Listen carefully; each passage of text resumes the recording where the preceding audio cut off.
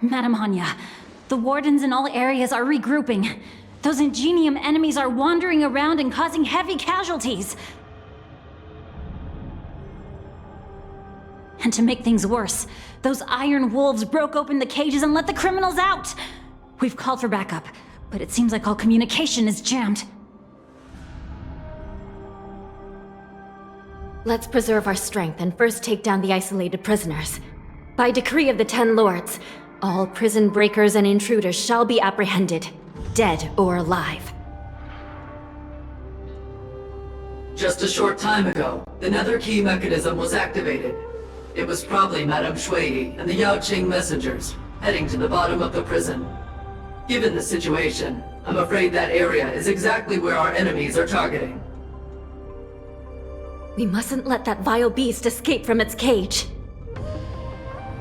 We've gathered all the prison guards who can still fight, and we'll split up and secure each floor. Go! Those intruders are quite bold. They must have been planning this for quite a while. Indeed, but Borisin tend to favor direct and aggressive approaches. Crafting careful and precise plans like this is simply not their style. Let's focus on the current situation right now.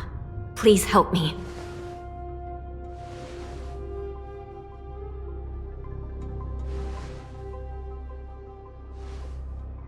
What's the fastest way to the bottom of this prison, Miss Hanya? If we don't get there quickly, we'll soon be outnumbered by all the enemies inside.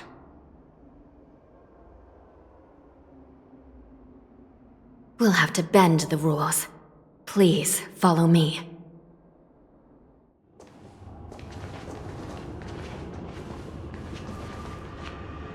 Looks like there was a fierce battle here not long ago.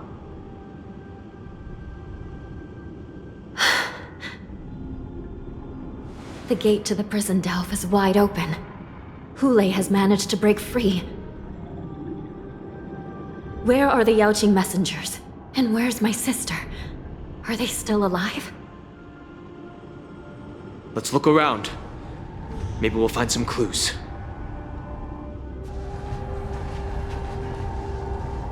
Xue is here.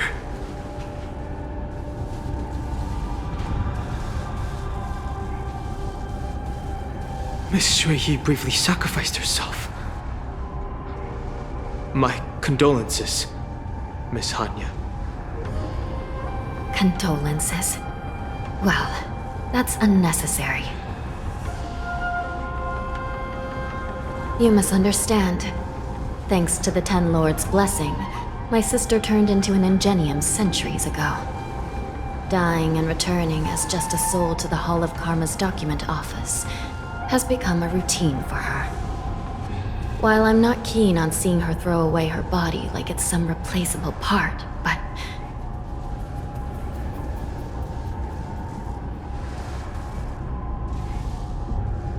By the way, have you seen bodies that might be the Yaoqing messengers? One of them is a Foxian wearing exquisite clothes, and the other wears a dark cloak, like a fugitive. No. I haven't found any Foxian bodies. Only Borisin ones. So, the intruders and Hule are holding the Yaoqing messengers hostage. This is the worst situation. With hostages in their grasp, the prison guards can't do anything about the prisoners. If anything happens to the messengers, the relationship between the Yaoqing and the Luofu could be irreversibly damaged. We must rescue the messengers, get out of here, and spread the news. We mustn't give up as long as there's a glimmer of hope.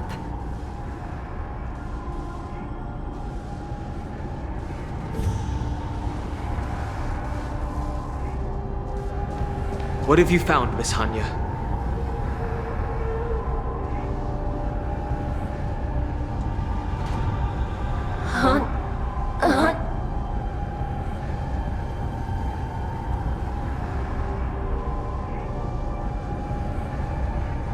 Reconstruct. It's my sister. Looks like her soul hasn't returned to the Hall of Karma yet. At such a critical moment, her death can give us information that we can turn into an advantage. Hanya, I'm back. Welcome back, sister.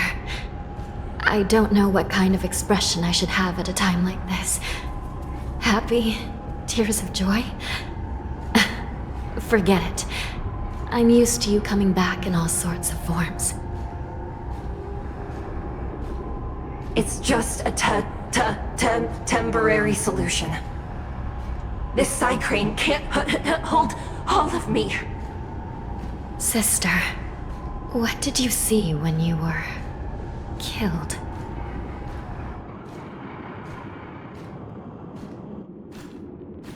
One of the Yaoqing messengers escaped, and the other one was taken hostage and brought upwards?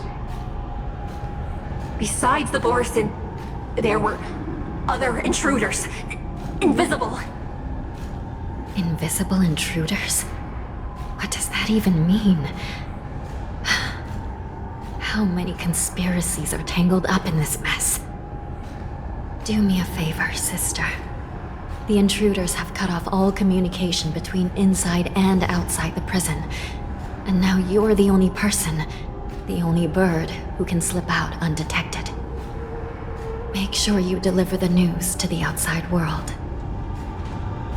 I understand. Please be careful, sister.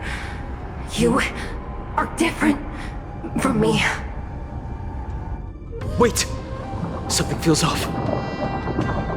Something's approaching us. The invisible intruders?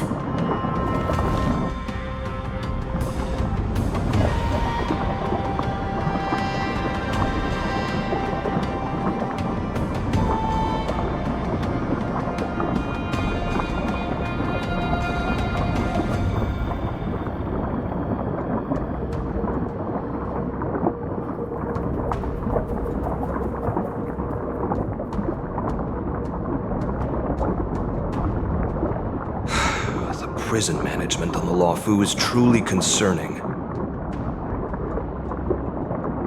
So what if I repeat it? It's the truth after all. The prison management on the Luofu is truly concerning. At least 2 different groups of intruders infiltrated here. The wolf cubs and these Mara-struck soldiers. Their hiding technique. It's pretty similar to the wind mantle technique used by the Vidyadhara serving Kailorum Venti on the Yaoqing. Who do you think? Well, never mind if you don't have any clues. Now is not the time to exchange assassination techniques. I'm Mozi. My friend fell into the clutches of that wolf. I was planning to escape and report back as quickly as possible, but now it seems... The prison on the Luofu is a real maze, I must admit. Thank you for your help, Mr. Mozi. We'll do our best to ensure your friend's safety. No, you can do nothing for him now, and you shouldn't be focusing on his safety at the moment. Your friend is in Hulei's clutches and you're just going to leave him behind? Look, I'm the Yaoqing General's guard, not his. I've seen how that giant wolf fights, and there's no way. Trying to save my friend will only get us killed. I don't know how you think, but I won't throw my life away for a lost cause. Listen up. I've been tracking these fugitives, and I know their next move. They're planning to seal off the entire prison to keep the outside world in the dark. The worst-case scenario, we are all killed by that giant wolf, and the shackling prison is sealed off. No one will know about us or about their escape until it's too late. And the best-case scenario...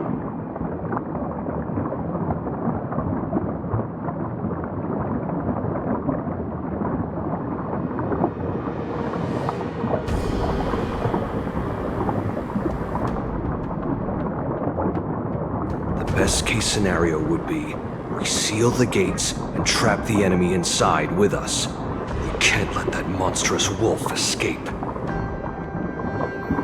Hopefully, someone will eventually notice that something is off and come to help. As for whether we'll still be alive by then, it's not something we should think about. You sure have a way of comforting people, Mr. Lordson. As a person of the Yao Qing, I've always searched for something meaningful to give my life to. I have to make it out alive. My companions are waiting for me. As a netherworld dweller, I've already died once. Yeah. We won't give up. Not until the very last moment. None of you are part of the Ten Lords' commission, so sacrificing yourselves isn't the right move. As a judge, it's my responsibility to guard this prison, and if someone should step up to stop Hule from escaping, it should be me, not you. Once we reach the gate, I hope you'll help me seal it. After that, I'll do everything I can to fight the Borisin, and you find a safe place to hide and wait for reinforcements. Now, let's proceed upward.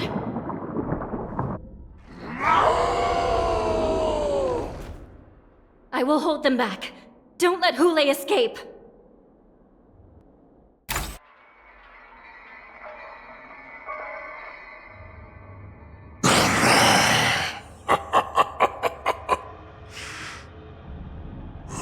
This brings back such familiar memories. Memories of chasing, gnawing, and tearing. Oh, they're back. They're back. They've all come back. My lord, we're just one step away from freedom. Once we pass through the gate, no one will be able to stop us. So this hostage is useless now.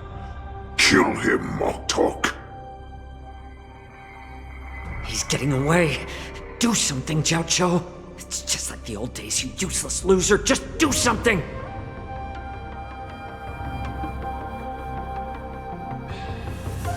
Maybe this Yao Qing messenger can strike a deal in exchange for his life. He can use his status to help us escape from the Xianzhou. What do you think, Mr. Xiaozhou?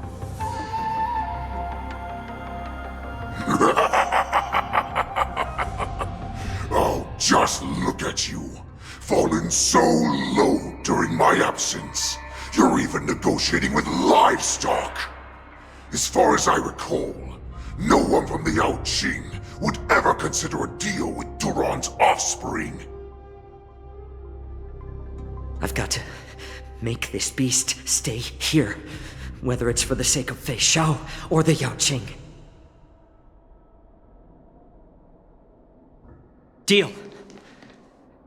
I certainly have more value alive. My identity, my knowledge of the Xianzhou, and my understanding of many things that your minions have no knowledge of. They'll all be valuable.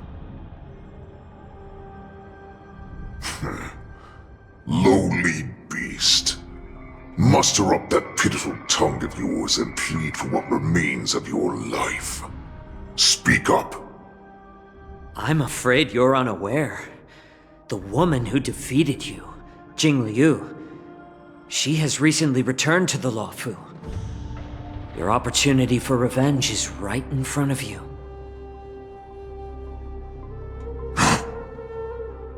My lord, this slave is talking nonsense. I've never heard anything about this. May I just kill him now?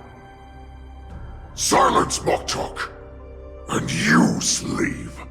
From now on, you'll stay by my side. You'll only speak and move when I allow you to. Otherwise, I'll dismember you from head to tail, inch by inch. Got it? But, my lord... must stay here for some time, Moktok. Fear not, because once I step out of the prison, it's the people of the Xianzhou who should tremble in fear. I'll show them what true calamity means. Now, Duran's whelps, follow me!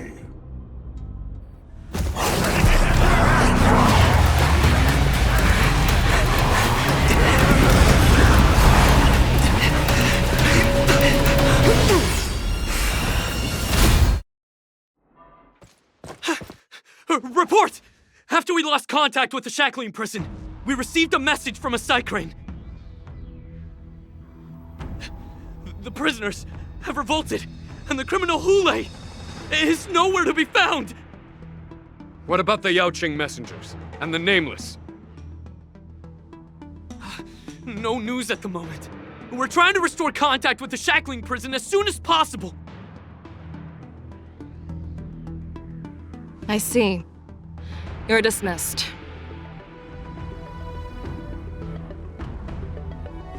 General Jing Yuan, General Hua Yan. It's just as we suspected.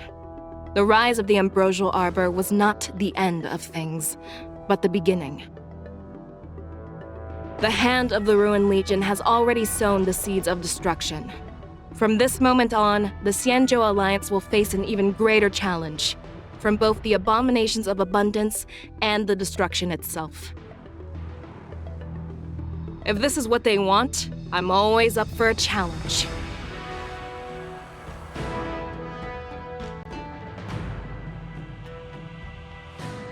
As the Marshal's special envoy, I'll dispatch the Luofu Cloud Knights to pursue Hule myself.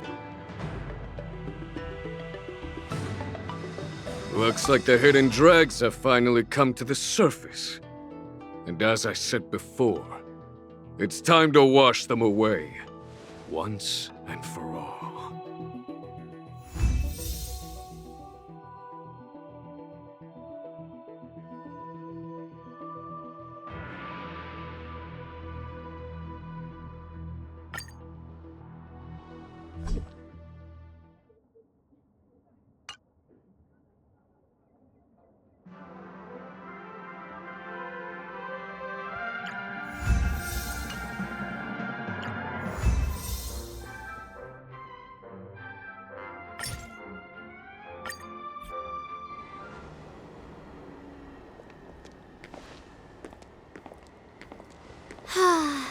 Seriously? When is this war dance going to start? The Sky Splitter has been hovering there for ages. When can we board and see what's inside? Is this how long-life species live? Everything proceeds so slowly. The effectiveness of anticipation in my emotional center is at an all-time high. Oh, I need to drink some coolant. Relax. The Realm Keeping Commission will send boarding notices to all ticket holders. The Gazette said the Sky Splitter will fire a salute before the ceremony starts. I saw the schedule for the first day of the tournament. Can you believe the Ringmaster accepted 4 challenges? And he's just a kid. So, who are you betting on, Bardo?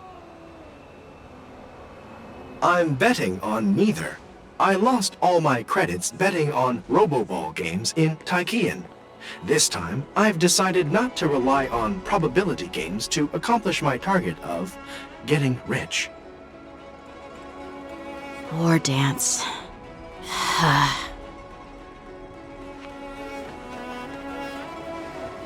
There you are. I heard you and Mr. Dan Heng went to meet the judges, and then a riot broke out in the shackling prison. I was so worried about you. Thank goodness you both made it out safe. Yeah, I heard them too. But I'm afraid I'll have to disappoint them. I've already reported to General Jing Yuan that I'll give up my role as the Ringmaster. The security of the Luofu is more important to me than anything else. I need to fulfill my duties as a Cloud Knight Lieutenant before taking on the honor of being a Ringmaster. Those tourists just want to see some good sword fights. Anyone can participate in this kind of tournament. Doesn't have to be me. The real challenge lies beyond the ring on the Sky Splitter. If we don't capture the fugitives soon, Hule will wreak havoc. Obviously, there's someone behind the scenes orchestrating this prison break, intending to spread chaos. If we fail to thwart their evil plan, what honor will be left for us to uphold? Well said. You may be tiny in stature, but your ambition matches that of the Yao Qing's warriors. Hey, this has nothing to do with my height.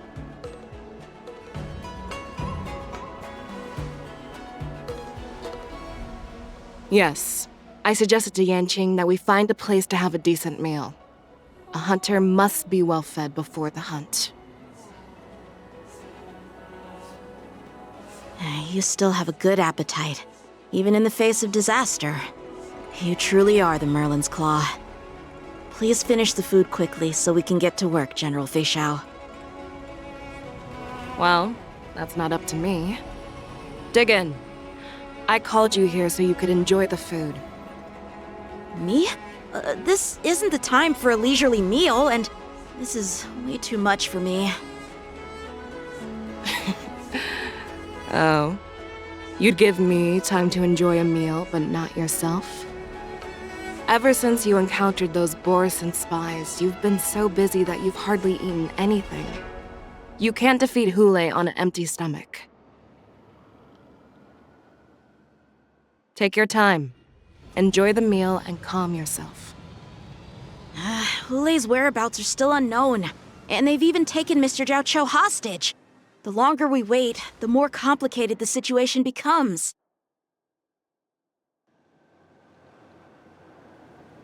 Zhao Cho always said I'm the most impatient person among the Cloud Knights, and I can't argue with that. So, there's no reason for you to be more anxious than me. I've fought against Borisin abominations for years, and I know their ferocity and cunning well.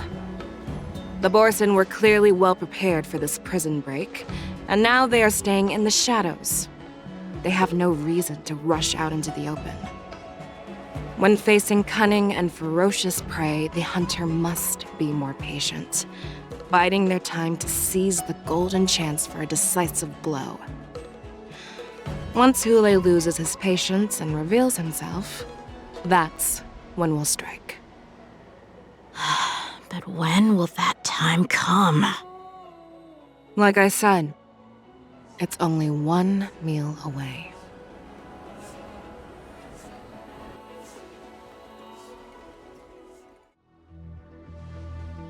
General Hua Yan, the Skyfaring Commission has finished its preparations.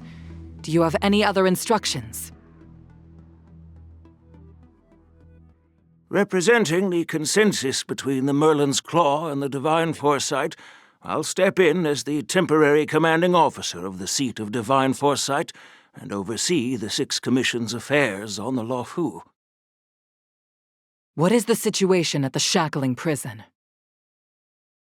Hule made a quick escape and even sealed the gates of the prison. As of now, the Cloud Knights have re-established contact with the staff inside. The good news is the 2 Nameless who were trapped in the shackling prison are safe and sound.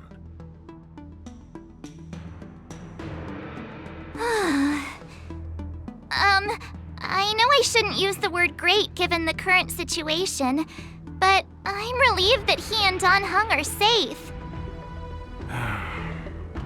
We've lost contact with one of the messengers from the Xianzhou Yaoqing. The Borisin have likely taken him hostage. Don't worry, Yukong. Fei Xiao is leading the wolf hunt operation, and you know how capable she is. I have no doubt about General Fei Xiao's capabilities, General Hua Yan. I'm more concerned about the Wardens. According to the plan, the ceremony will begin in 6 hours. the Sky Splitter will be activated, and all visitors will board the ship to watch the contest. But now, with Hulei's whereabouts unknown, everything is filled with uncertainty. March is right, Grandpa. I heard the escaped prisoner from the shackling prison is beyond formidable. In case anything goes wrong... So, Yun-Li, what do you think we should do? Well... I believe we should declare martial law and allocate manpower to search for the escaped prisoners. And as for the war dance, it's better to announce an indefinite delay for now. Your plan sounds solid, but unfortunately solid plans rarely get a chance to be implemented. I believe there are at least 2 parties who won't accept your approach. The first are the many travelers who have come all the way here for the war dance. If we declare martial law now, it's like declaring that the Luofu isn't safe. How do you think the outsiders would react? They'd be terrified, and chaos might ensue. The second party is the staff of the Xianzhou Luofu's 6 commissions. They've invested a lot of resources and manpower into organizing the war dance. Suddenly suspending it indefinitely would create numerous challenges for them. But of course, not everyone disagrees with your idea.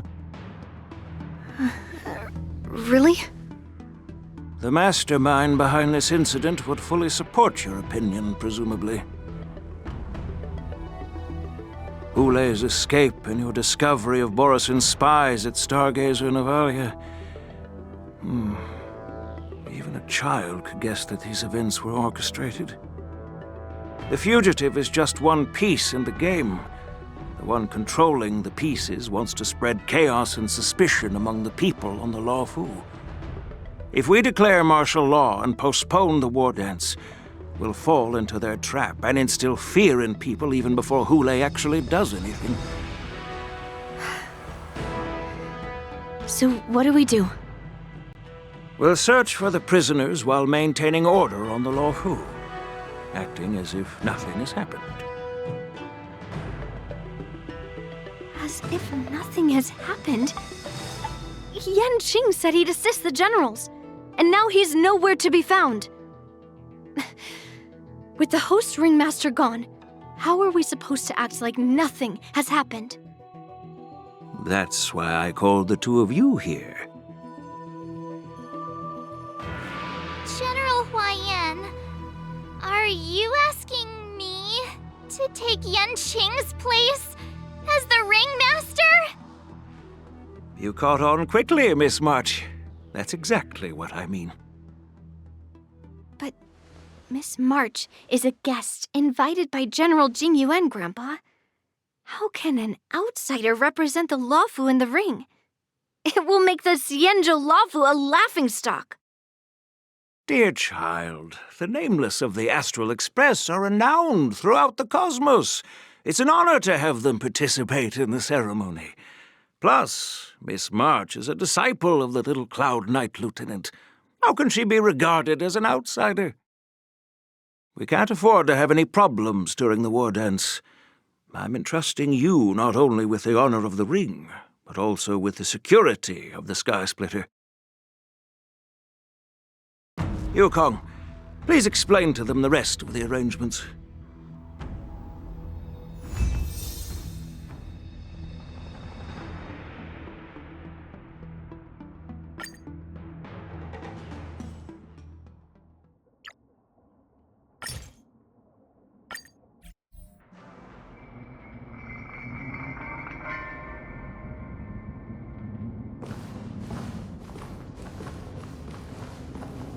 I am sorry for our improper management, and I truly appreciate your assistance, General. There is no need to apologize. We Cloud Knights fight on the battlefield while you judges punish the criminals. We are 2 sides of the same Xianzhou Luofu, and it is my honor to serve the Ten Lords' commission. I've grasped the situation of the prison break. Now tell me more about the current state of the shackling prison. Borisin infiltrated the prison in disguise and released the prisoners, spreading chaos. Among the judges on duty in the 4 divisions, Judge Xueyi from the detention division was killed and is temporarily unavailable. So, I'm taking over her duties and commanding Arumaton spectral envoys and spiritfarers to quickly restore order in the affected areas. I, and the 2 behind me, will go deeper into the prison to investigate. But, General, the situation inside is still chaotic and perilous. Your presence would be... It's common for Cloud Knight generals to face danger directly. Hulei has escaped, and the Yaoqing envoy is being held hostage by the Borisin. His fate is unknown. This is a grave matter. Not only did the Merlin's Claw offer no reproach, she decided to go after Hulei herself to prevent further calamity. I believe the Luofu owes her something in return for her fervent determination. How did the infiltrators learn about the location where Hulei was held? And how did they time their plan just before the Yaoqing messengers were ready to escort him? Finding the answer to these questions shouldn't be too difficult. What truly matters is if we can gather the clues that lead us to the mastermind behind all of this. I understand, but I'm afraid it won't be an easy task. For a long time, this hidden force has been pursuing their own goals and undermining the security of the Luofu. Backing down now will only encourage them to further endanger the peace here. The Ten Lords Commission will support your decision with everything we have, General.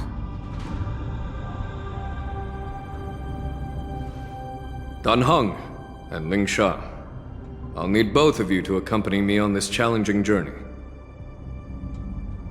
Well, it's part of my responsibilities as the Cauldron Master. So, where would you like to start, General? Let's start with those Borisin disguised as Foxians. My people have already prepared the evidence. According to Lieutenant Yanqing's report, he stumbled upon a few suspicious Foxians at Stargazer Navalia. After following them, he discovered that they were actually Borisin in disguise. This is one of the bodies. Looking at him now, it's hard to imagine how he transformed into a Foxian. My alchemists detected some complex ingredients in his remains, which might explain how these Borisin were able to disguise themselves as Foxians. Simply put, Foxians and Borisin share a common ancestry. Although they look completely different now, there isn't much genetic difference between them. This medicine allows Borisin to temporarily change their shape into that of Foxians. So, in other words, if they stop taking the medicine, their true form will soon be revealed? Indeed. This means that these Borisin have a steady supply of the medicine within the Luofu. The disciples of Sanctus Medicus. Looks like the Alchemy Commission is involved once again.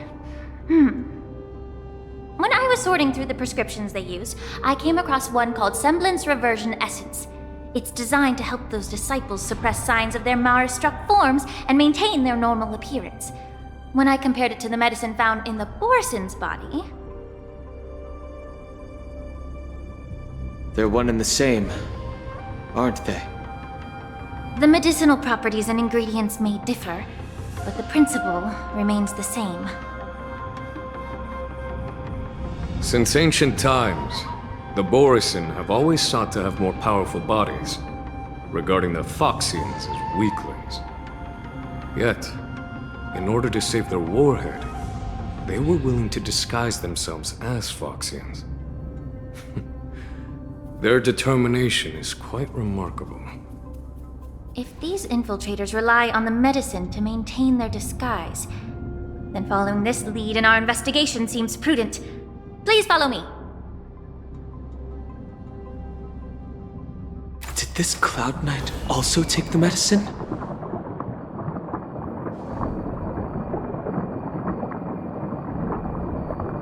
No. This is a Borisin in disguise.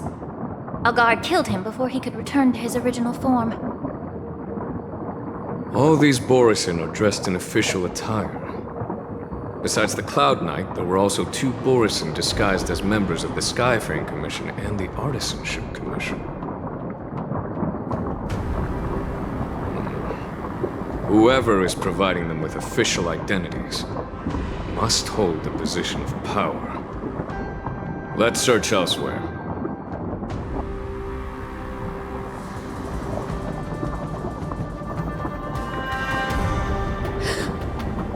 Incredible strength.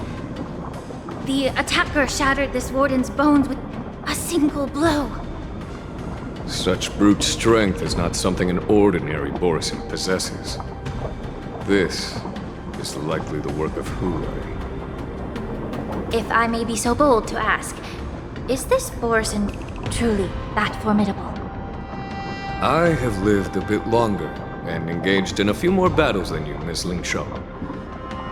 To the Alliance, Borisin have always been the most formidable adversaries. And Hulei is a monster feared even among his own kind. With his strength, Hulei united numerous Borisin packs, forming a grand army of abominations of abundance. They constantly push the Alliance's armies into perilous positions. Over 7 centuries ago, I followed my mentor on a campaign against the abominations. And I personally witnessed the devastation on the battlefield after Hulei appeared. Even with medicinal pellets that suppressed the fear caused by his lupitoxin, countless Cloud Knights succumbed to panic in the face of his murderous aura. They couldn't even raise a hand in resistance. If the former sword champion hadn't immobilized Hulei with her Frostblade, the outcome of that fateful battle could have been very different. By the end of the battle, only a few of us remained. The crimson moon cast the sheen of blood on all. Everything I saw was painted dark red. If that's the case, why wasn't the beast executed instead of being imprisoned? On the Xianzhou Jumi, the judges cast those unforgivable and nearly immortal abominations of abundance into the eternal flames of the stars, reducing them to ashes. Their so-called immortality is just a facade. I mean, nothing can truly defy death, can it? I just don't understand why the Luofu kept this tumor for so long, leading to the terrible situation we're facing now. But I guess I understand. The people of the Luofu are known for their kindness. Even when faced with the malignant tumor within the Alchemy Commission, they couldn't bring themselves to cut it out. Instead, they exiled the healer, who tried to solve the problem, to the Xianzhou Jumi. I understand if you hold grudges against me, Miss Lingshaw. I take the blame for the resurgence of the disciples of Sanctus Medicus. As for why Hulei was only in prison, I can shed some light on that too. I'm just a healer. I'm not familiar with the past. I'd appreciate it if you could enlighten me, General. All right. Let me tell you more about it as we go.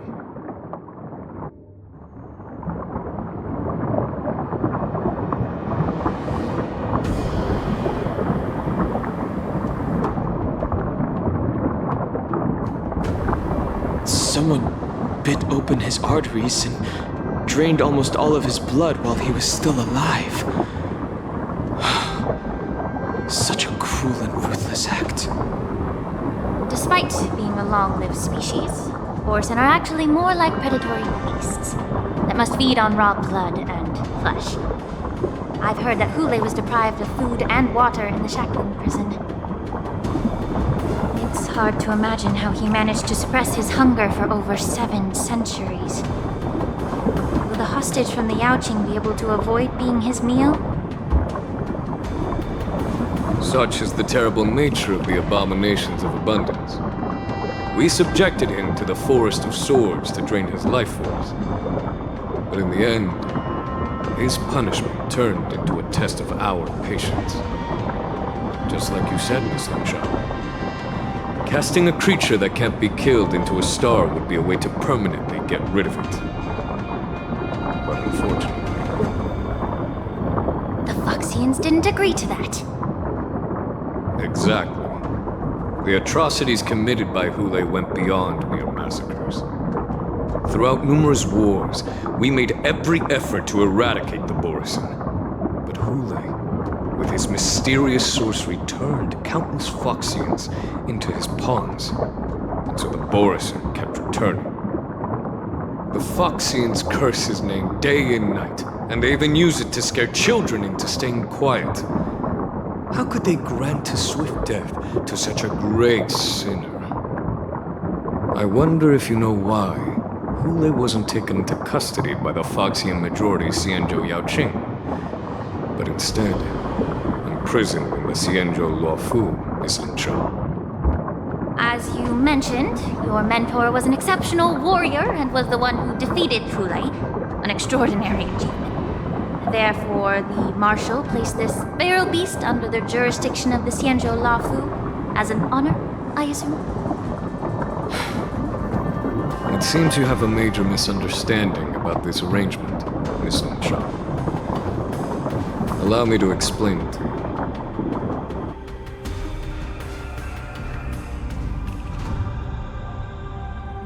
you. Yanqing told me that an IPC ship was attacked by Borisin. Is this what they were transporting on the ship? Yes. The Artisanship Commission and Alchemy Commission conducted a joint examination and found that parts of this machine are made from specially refined Borisin biotissue. I heard the Intelligentsia Guild has been researching the biological properties of long-life species, hoping to make medical or combat-related discoveries. However, they haven't dared to cross any lines due to their so-called relationship with the Alliance. Perhaps to those scholars, Borisin are no different from lab animals. Maybe the Borisin attacked that ship to retaliate against the Intelligentsia Guild for experimenting on them? No. If it were only about revenge, they could just wreck the ship and destroy all the cargo, instead of allowing it to end up in the shackling prison. It was a deliberate display to showcase the dangerous nature of the cargo in broad daylight. This way, the cargo would end up in the shackling prison, serving as a tool for the prison break. This skill in exploiting the blind spots of others' mindsets is so atypical of them. I'm afraid the IPC and the Intelligentsia Guild unknowingly became their accomplices.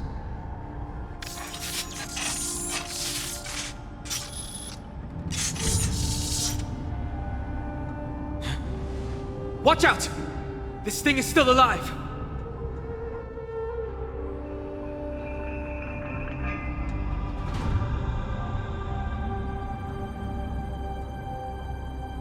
You haven't answered my question about why Hule was imprisoned in the Luofu instead of the Yaoqing, General. You've been reserved in your response. Could it be that such an arrangement wasn't an honor? The reason why the Marshal didn't leave Hule on the Yaoqing lies in the very mech in front of us.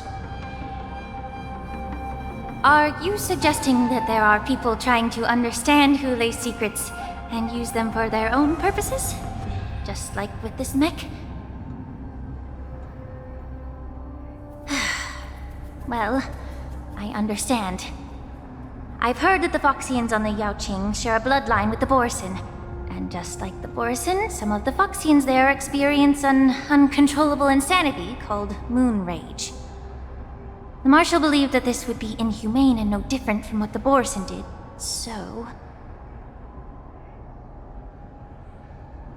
Exactly. While Borisin see moon rage as a blessing that unlocks their true potential, Foxians see it as an inevitable curse within their bloodline. Countless healers of the Yaoqing have attempted to unravel this mystery, but to no avail. Why can Borisin control the power of moon rage? Can we Foxians break free from this curse?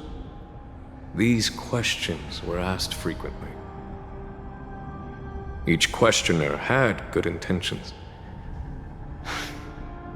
But the road to catastrophe is paved with good intentions.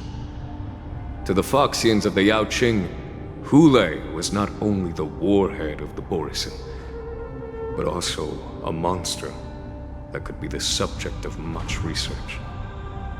Hulei thus became a poison that corrupted people's minds without their knowing.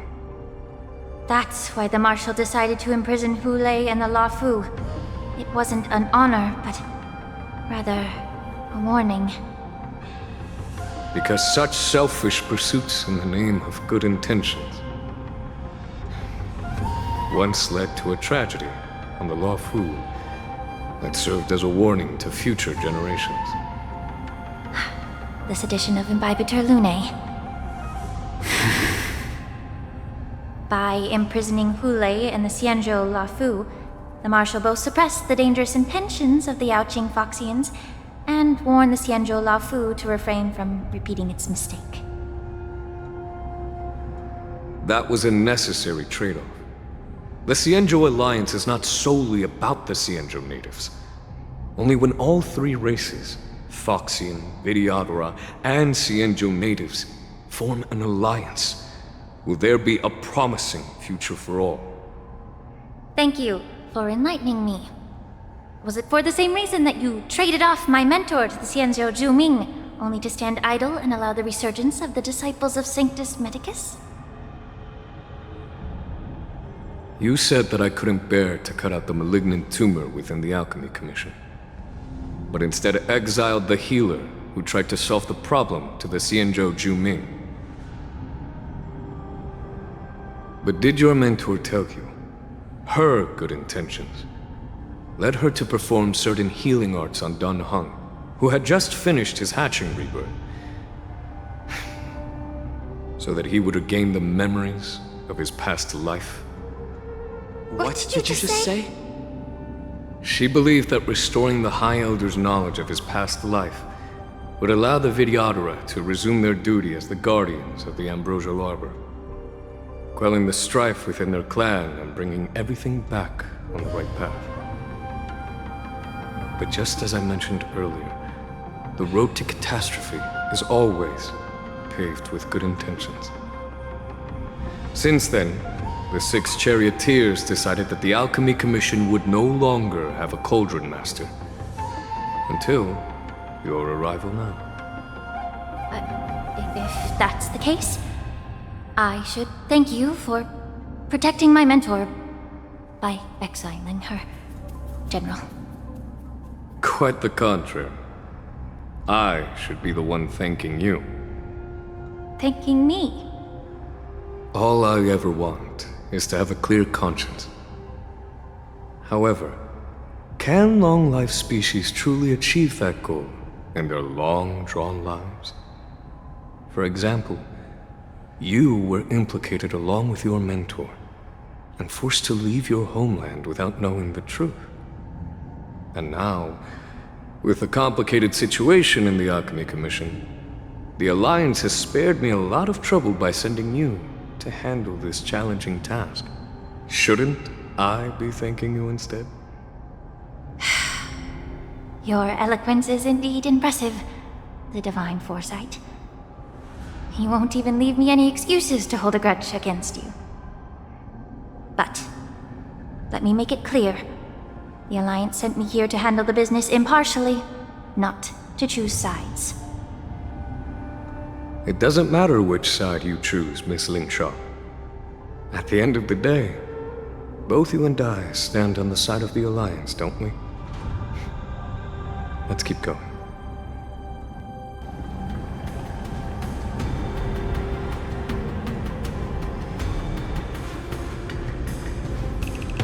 These Mara-struck soldiers don't appear to be escaped prisoners. How can you tell? These soldiers are fully armed. Obviously, they didn't hastily join the battle. The messenger named Morza did say that there were two groups of attackers. And the other attackers, aside from the Borison, could hide their tracks. I believe he was referring to these people. Hide their tracks? Exactly. I've engaged with these attackers before, and they used Cloud Hymn magic to hide their presence. Without careful observation, no one can detect them. You once warned me to be cautious of the Vidyadhara Elder's influence within the Alchemy Commission. Could it be? What's on your mind, Miss Lingshaw? Well, it seems that someone provided the attackers with a map of the shackling prison.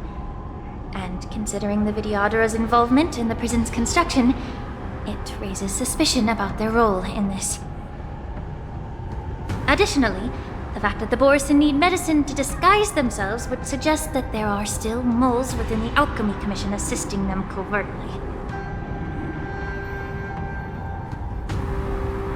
Moreover, forging official identities for the undercover Borison would require someone with significant authority. And the presence of assassins capable of using Cloud Hymn magic deepens my suspicion about the Preceptors. But why would the Vidyadhara collude with the Borison and aid in Hulei's escape? They aim to spread chaos. They believe that only in chaos can they regain their former power and influence. Since the sedition of Imbiber de Lune, the once proud dragon race has been powerless, watching their influence wane. Being a native of the Luofu, Miss Lingshaw, I believe you understand the implications. However, I don't think the Preceptors are the true masterminds. If I'm not mistaken, the one behind all this treachery is the Lord Ravager who exploited the weaknesses within the Luofu and instigated the disciples of Sanctus Medicus, ultimately leading to the Ambrosial Arbor's resurrection. Fentilia. Please remember, General, that everything I've mentioned is mere speculation. We need concrete evidence for a public trial. If you want to interrogate someone within the Vidyadhara's ranks, you'll need irrefutable proof. So, what's your plan, Miss Lingshaw? I'll send an invitation to the Preceptors. An invitation? The Preceptors have been inviting me for a personal meeting since my arrival on the Luofu.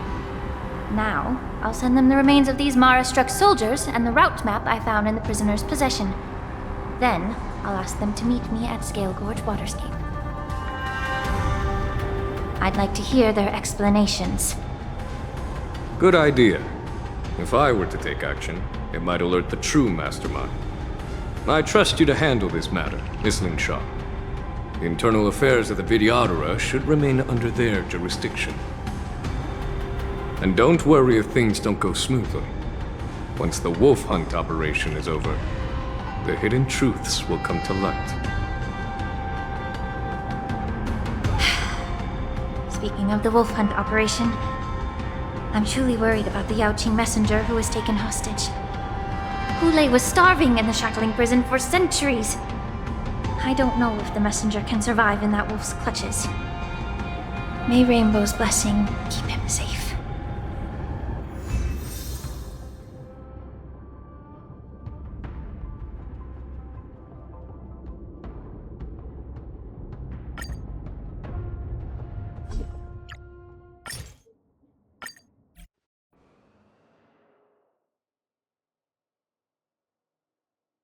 As I said, I'm a healer. But my art of healing requires the culinary arts to be truly effective. The magic of my cauldron is its ability to make all kinds of medicines into dishes that patients can eat. When simmered and cooked together, any kind of medicinal herb or ingredient becomes a delightful delicacy. Delicacy. But isn't that just one flavor overpowering the others? Well, you have a point. Let me ask you this. If there's a fussy child who refuses to eat green peppers, what's the best way to make him eat them? Stuff the kid's mouth with the green peppers and cook him alive in a pot.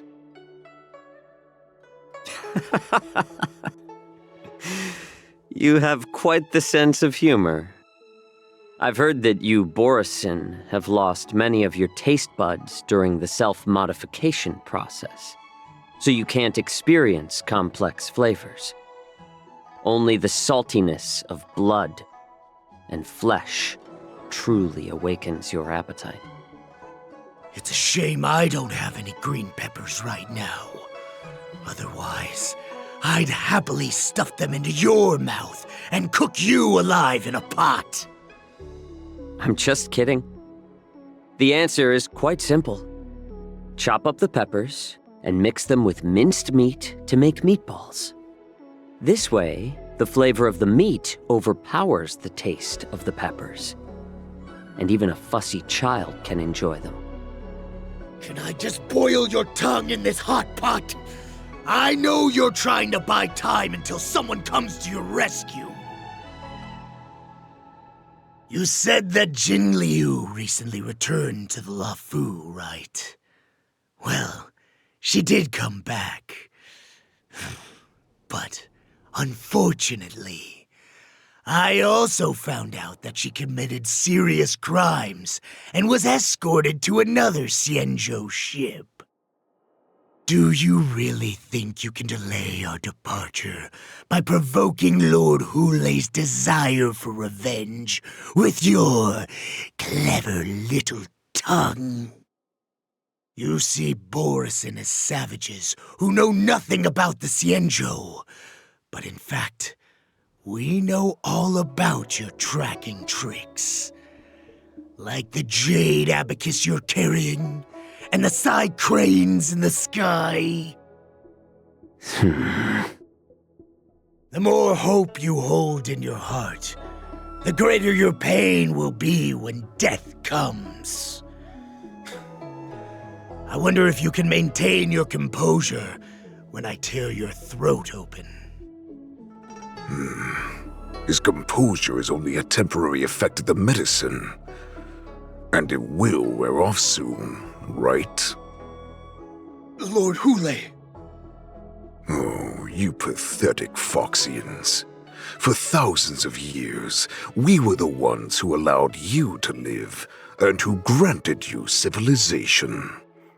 But in the end, you chose to betray us for the freedom promised by the Xianzhou people.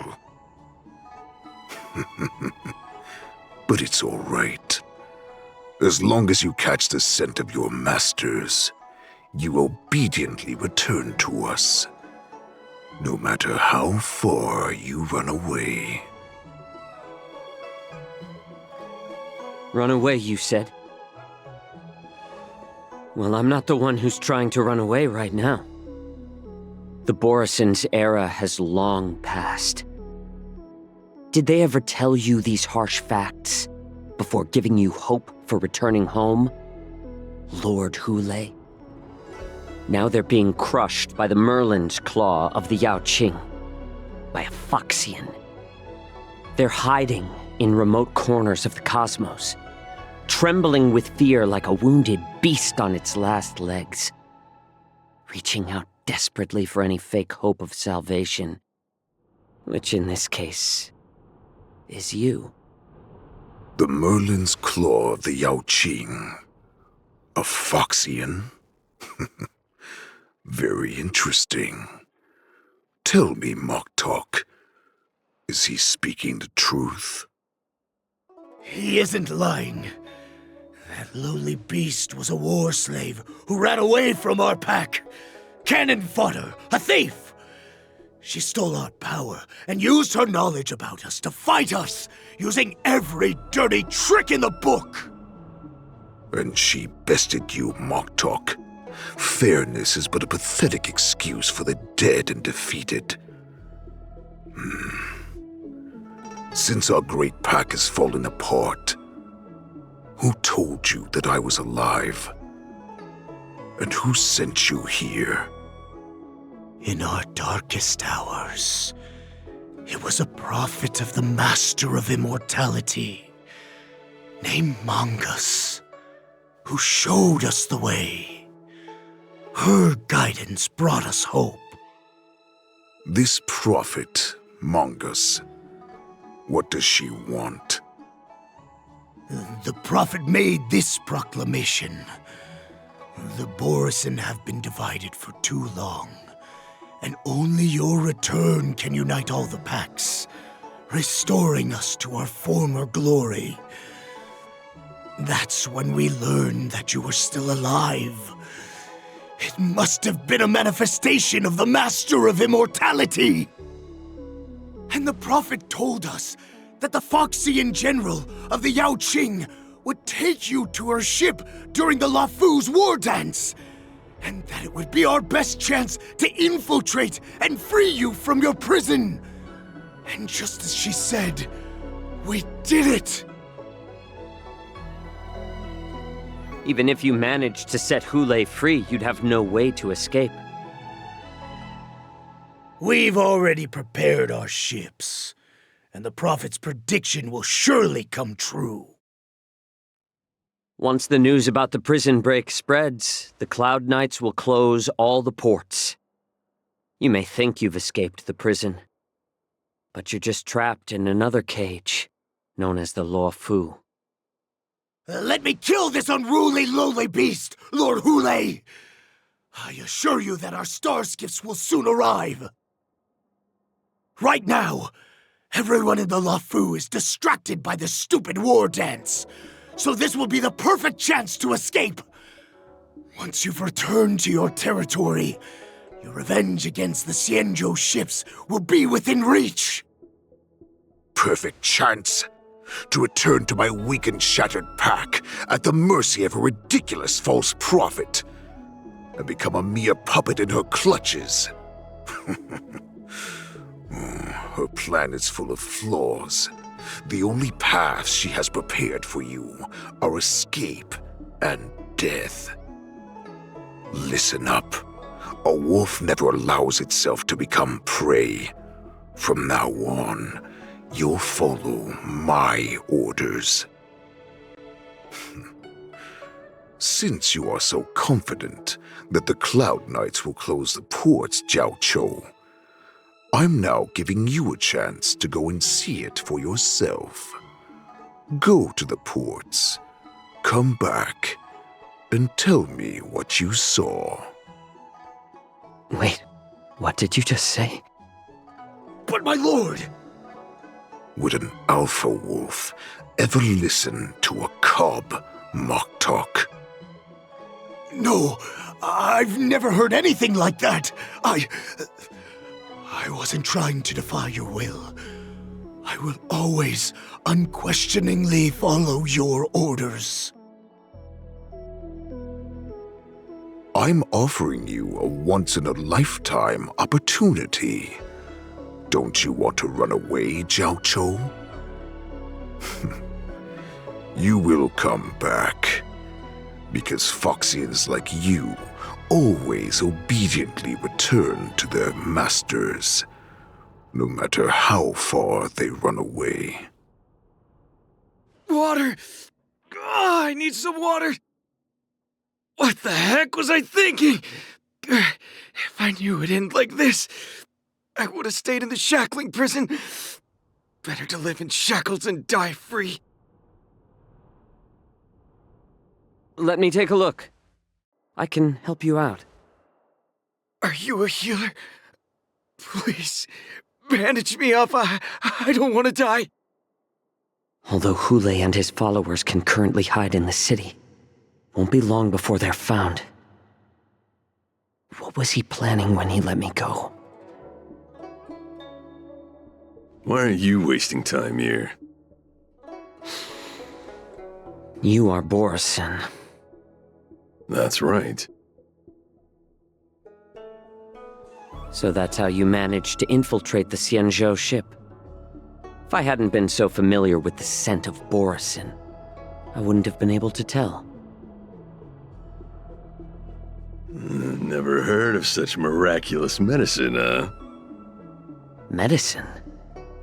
I heard there was a mutiny within the Alchemy Commission during the Ambrosial Arbor crisis. These infiltrators must have connections within the Xianzhou Luofu.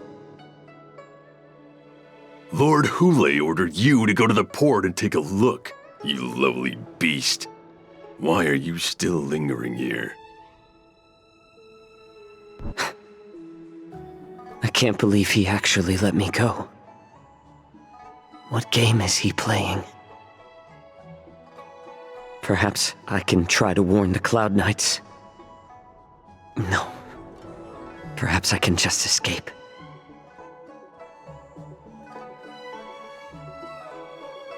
The Cloud Knights must have been aware of the situation inside the shackling prison for some time.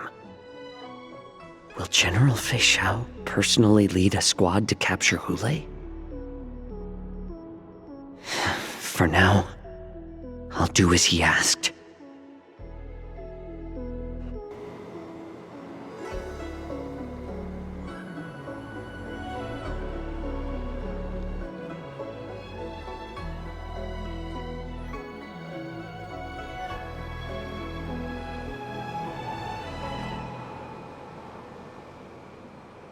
Would you like to board my star skiff?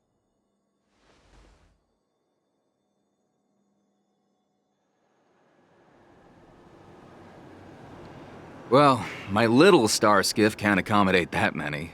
But I have a larger one that will arrive in less than 15 minutes if you need it. So, where would you like to go? We need to hurry wherever we're going. The war dance is about to start, and the Skyfaring Commission is prioritizing star skiffs heading to the Sky Splitter. Keep what quiet? Come on, spill it if you have something to say. You want to leave alone now? Sure, the starting fare is 6 strails. Where do you want to go?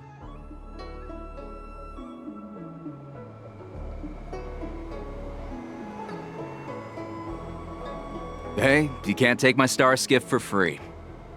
Maybe you should withdraw some money first.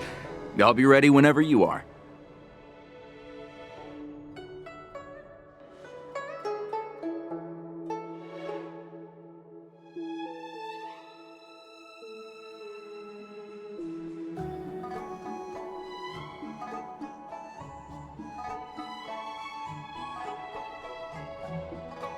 Hey there. I noticed you'd been looking at me for quite a while. Do you need my help?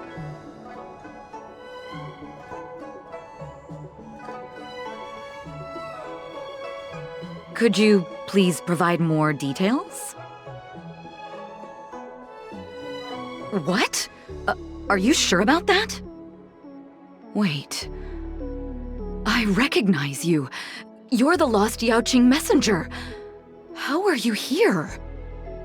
I was brought here by the Borisin. Please make sure to report this news. All right, I'll call for reinforcements.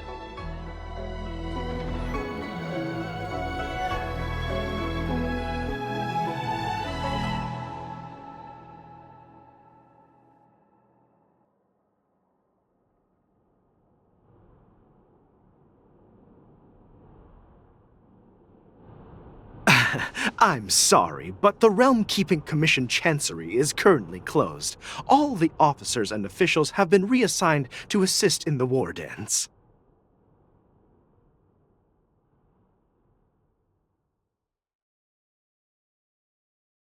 If I can help you.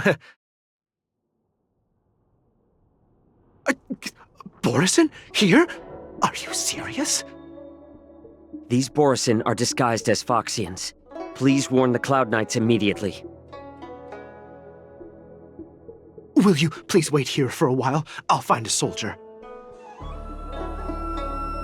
Stop asking. I'm off duty now. Go bother someone else.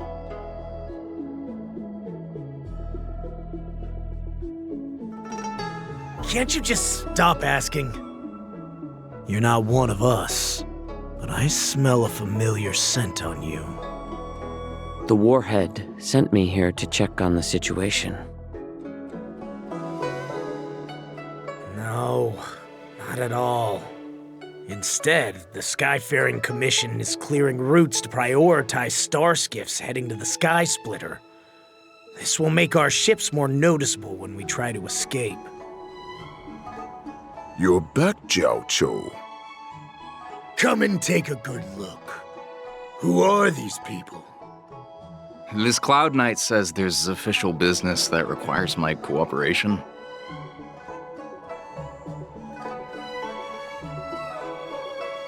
What are you trying to do, Moktuk? They have nothing to do with this. Nothing to do? I told you to go to the port and check out the situation, but I never gave you permission to talk with others. Remember, these people died because of you.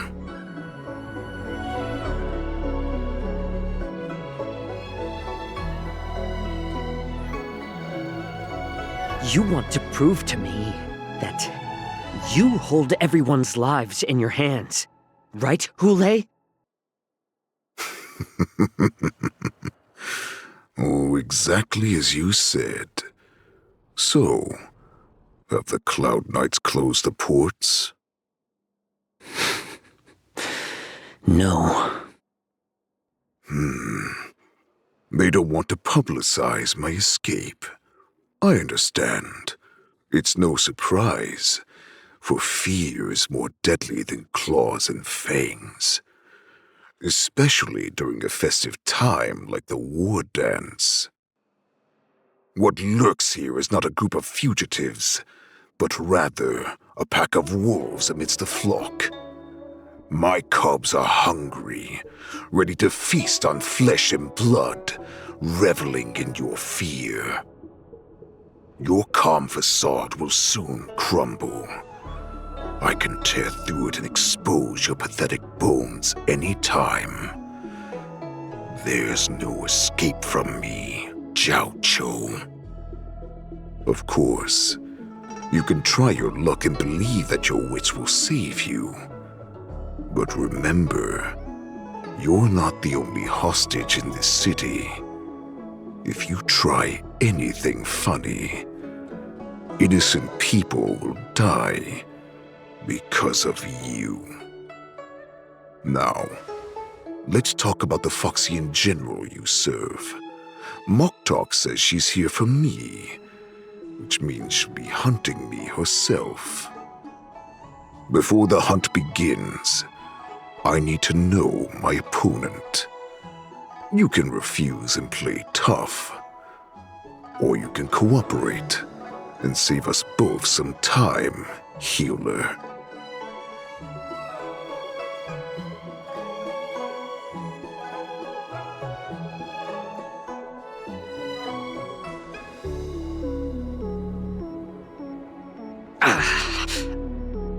Good.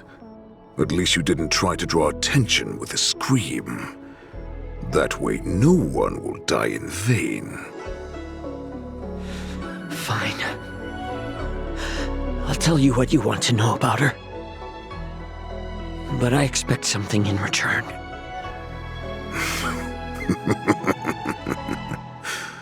What makes you think you're still in a position to negotiate with me? You can torture me until I talk. Or let's save us both some time. Warhead. Here's the question that's been bothering me. How have you managed to survive and endure centuries of torture? Borison aren't supposed to live that long, or possess such regenerative abilities. So, is that why the Xianzhou Yaoqing wanted to take me away? To some, I'm a hostage, but to others, I hold the secrets they desire. I still remember, in the early years of my captivity, the Foxians came and went. They extracted my blood and marrow, trying to unravel the mystery of moon rage. They wanted to conquer their fear of the Borison and free themselves from their bloodline. Unfortunately, they failed to uncover the secret. So, they resorted to the most brutal punishments they could imagine. Some seek power to destroy their enemies, while others seek power to become their enemies. Which one are you, Xiaozhou? I see. You're the most pitiful of them all, healer of the Yaoqing. You seek power to share it with others and do good. Well, then let me tell you the answer you seek. In our ancient legends, Duran, the ancestor of the Borison, was dissatisfied with his limited lifespan and power. He yearned to dominate the skies and become the master of all the stars. To achieve his goal, he sacrificed the lives of countless Borison and Foxians, pouring them into the spring bestowed by the Master of Immortality. Through a form of genetic sorcery, the water gave birth to a miracle. The lunar embryo. Duran ascended the birthing bed and obtained what he desired, a heart in the shape of a deep red full moon. He cut open his chest and replaced his original heart with this crimson moon. Laugh all you want, but only I know the truth behind every word. This moon heart beats within the body of every generation of the Borison warhead. In the ritual that decides the new warhead, the successor cuts open the previous warhead's chest and consumes the divine heart, thus possessing it as their own. Devouring is the true essence of life, allowing us to endure and thrive. It gathers the life essence of all the prey we consume, making us stronger and stronger. I thought all hope was lost after 7 centuries of torment. But now, this heart is beating once again. All right. Now it's your turn to tell me everything about the Merlin's Claw. Xiaozhou, I found you.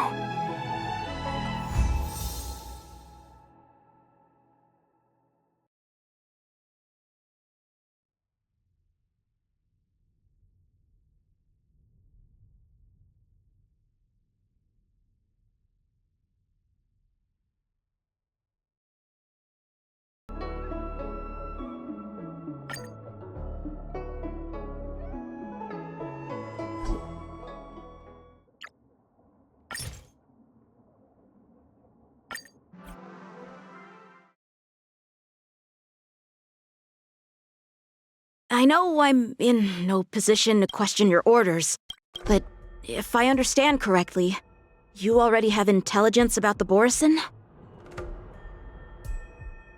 That's right. My people are busy collecting clues now. What's the situation, Wadza? General, before we completely lost contact with Xianzhou, I picked up a signal from his Jade Abacus. It won't take long before we locate their whereabouts. If that's the case, shouldn't we immediately go there and join forces to eliminate the Borison? Why are we returning to Stargazer Navalia? Looks like your general has only taught you swordplay, not the art of the hunt. There's an old saying among the Borison. In the forest, the hunter may easily become the hunted. While we may call ourselves the hunters now, chasing them blindly will only make us become the prey. Are you joking, General? He's just a wolf who's been imprisoned for 7 centuries. Even with his accomplices, they're no match for us numerous Luofu Cloud Knights. How could he consider us his prey? Do not underestimate the enemy. Hule is not an ordinary Borison that can be easily killed. The advantage in numbers means nothing when we face that monster. A vicious beast who hasn't tasted blood and flesh in 7 centuries is now lurking on the streets of the Luofu right before the war dance. This is what makes the situation treacherous and unpredictable. To him, the lives of ordinary people are just meat, ready to be devoured at any moment. Exactly. That is why we must succeed in our first strike, or the situation will spiral out of control. You've heard of this military tactic, right? When you surround your enemy, leave one side open for them to escape. A skilled hunter must be well prepared, waiting for the prey at the most advantageous position. What would we do if we were the escapees from the shackling prison? While we can disguise ourselves and blend in with the crowd, we don't plan on staying here for long. In this case, what do we need most now? A star skiff to get us out of the Luofu. The Borison we discovered at Stargazer Navalia were actually preparing a vessel for their escape. We predict their next move, and we take them down. Let's start from where you found those Borison and corner our prey. This is where we ran into the Borison last time. It looks the same as usual. Because I blocked all the relevant news to make it seem as if nothing had happened. Losing contact with their accomplices preparing the star skiff will surely put them on guard. However, the more well-prepared a plan is, the longer it takes to adjust when it's disrupted. If any Borison wants to stick to the original plan despite the risks, they'll surely come back to Stargazer Navalia to check the situation. Are you suggesting that there are Borison here at Stargazer Navalia right now? This is an automated area, so don't you think that there are a bit too many people here today? First, look at those 2 Skyfaring Commission staff members. They've been observing us in secret since we arrived here. Then there's a Cloud Knight soldier over there. Perhaps he's here for patrol, but each patrol team must consist of 2 members, and obviously he is not following the rules. Lastly, there's that craftsman wearing Artisanship Commission clothing. He's unusually focused on checking that device. If you have a target in mind, let's go investigate. Lieutenant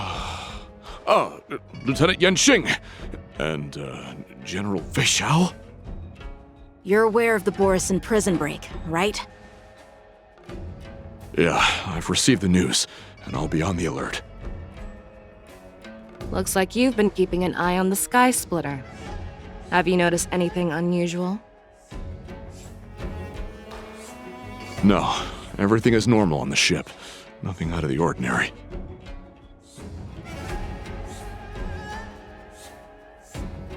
Who are you? Don't you know that Stargazer Navalia is on lockdown now? Hey, chill out. They're just a few lost tourists. But Stargazer Navalia is the shipbuilding port of the Xianzhou Luofu. If the Skyfaring Commission called for a lockdown, there should be official documents proving it, right? Official documents? Of course there are. The Cloud Knights are aware that some people have infiltrated this port. That makes perfect sense. So you're now investigating the Borison? Yeah, we've received orders from the higher-ups, so we've blocked off this area to prevent any interference with our inspection. Thank you for your understanding. Hey, you there! Please refrain from wandering around Stargazer Navalia if you're not... Oh, it's you, Lieutenant Yanqing. No, not at all. Actually, I'm here to address a peculiar issue. A peculiar issue? Yeah, we've had some unscheduled star skiffs being constructed at this dock in Stargazer Navalia. Could there have been an error in the production planning for the assembly line? This is just weird. I thought all the pending star skiffs from before the war dance had been scheduled already. I'm sorry, but I need to focus on my work right now. If you have any questions, we can discuss them later. So, it seems that some Borison have returned to Stargazer Navalia in disguise. The answer seems quite obvious. That's my suspicion as well. Remember when I mentioned that the Cloud Knights blocked all relevant news to make it seem as if nothing happened? Stargazer Navalia is not under lockdown. But on the contrary, those staff members use Stargazer Navalia is on lockdown as an excuse to persuade us to leave. This contradicts the Cloud Knights' plans. Their flimsy disguise has been exposed. Even if they try to hide, there's no way they can escape us. Why are you still here? As I said, Stargazer Navalia is on lockdown now. No, I never issued such an order. Who are you? Perhaps you haven't met me on the battlefield, but I am certain you've heard my name. Now I'm asking you a question, so answer me. Tell me. How many more of your comrades are here? Where were you planning to meet Hule? This woman, she's the general of the Yaoqing. What are you still waiting for? Attack her!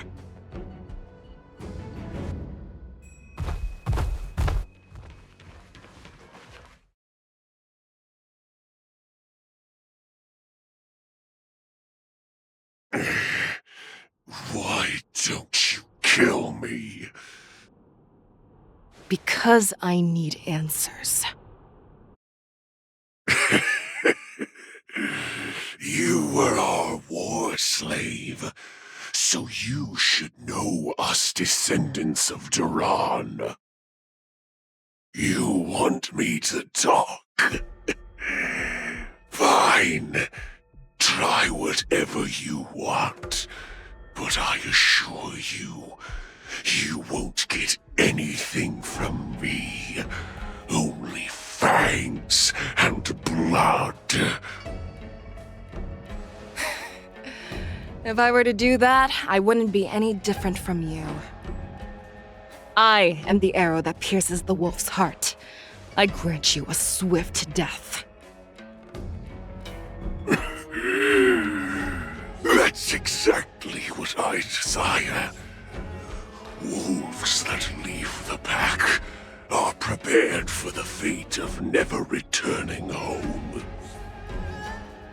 But sadly, you didn't catch my partner. He will alert them. Before you close your eyes, you should know that I allowed him to escape. Because he will lead the Cloud Knights to Hulei's hideout.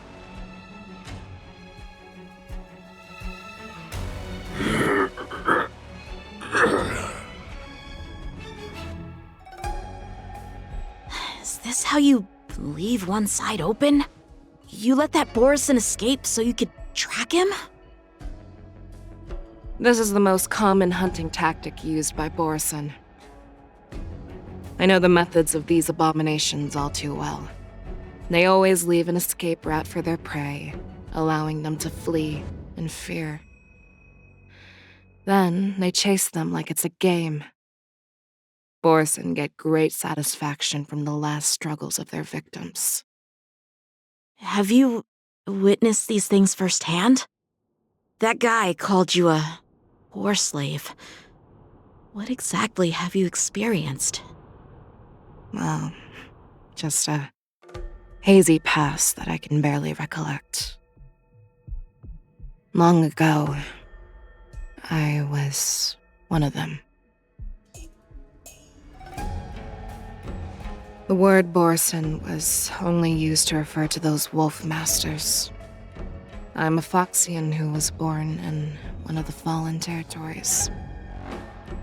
In their eyes, we're mere consumables.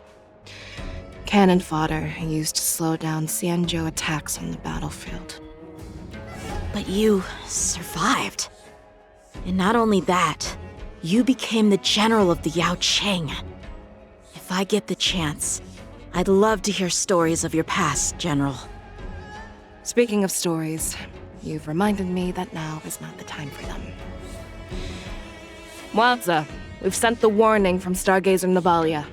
What's the situation on your end? I've found them. Xianzhou is trying to stall Hulei, and he signaled me to not reveal myself. Trust his judgment and keep watching. We'll be right there. I believe the warning we sent will stop Hulei from attacking Stargazer Navalia. What will he do next? The hunt is not over yet.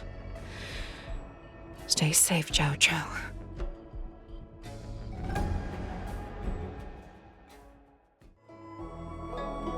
Please, save me.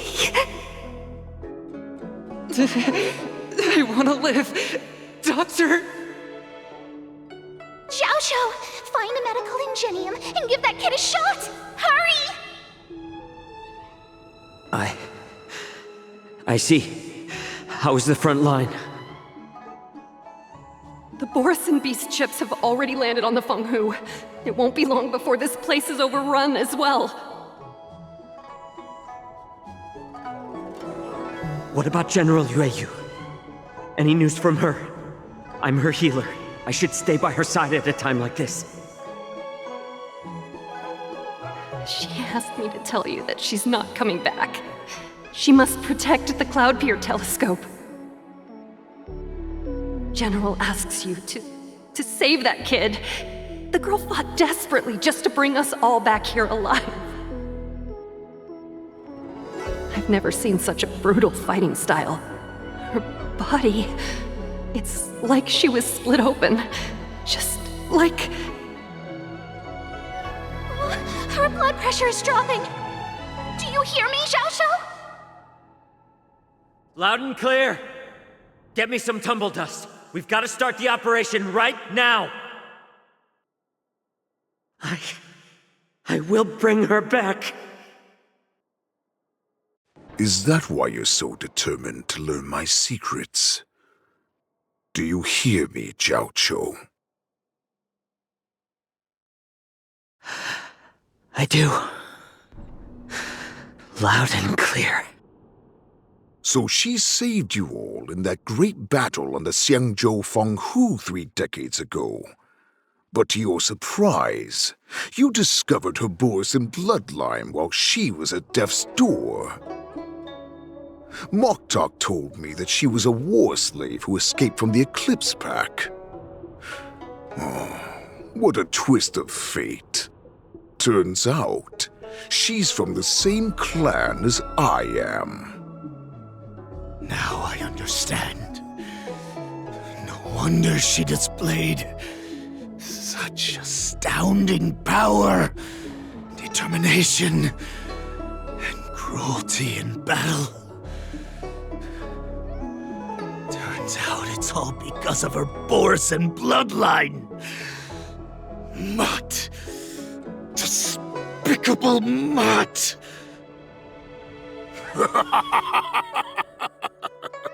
And she used the gift of her bloodline to destroy the Borison.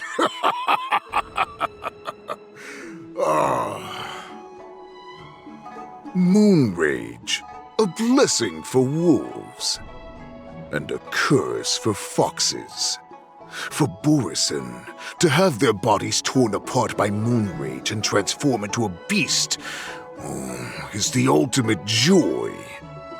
But for you Foxians with poor regenerative abilities, it means certain death. With the burning fury in her heart, that Foxian general will eventually lose her sanity and indulge in endless bloodshed. The scars on her body will not be caused by enemy weapons, but by the immense power she can't withstand. One day, she will be torn apart and die as a monster. And in return for saving her life, you intend to give everything to solve this impossible puzzle. Hule, do you know the saddest thing about being a healer?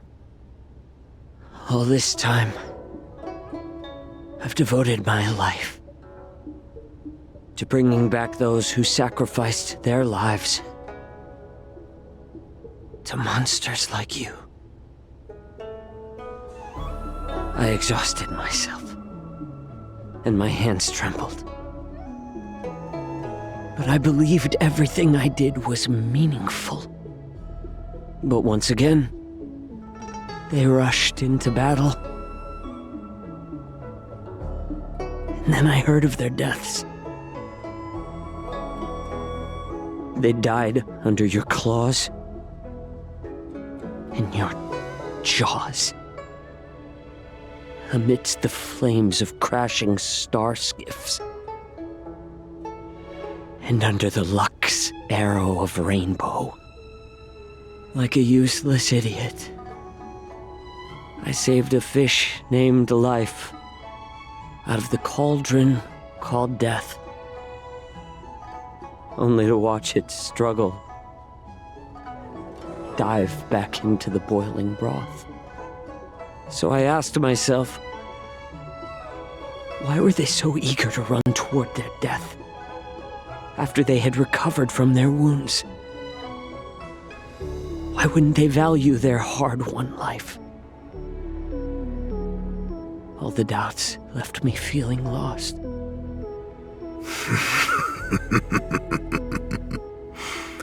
I can smell your desperation, all the way down to your bone marrow. Eventually, I realized that their deaths held value. They placed the weight of their sacrifice on the living, granting us strength. With a coin forged by their deaths, they exchanged something more in return. Everything I'm doing now, following you so closely, is just for one reason: witnessing your death with my own 2 eyes. Even your death has value.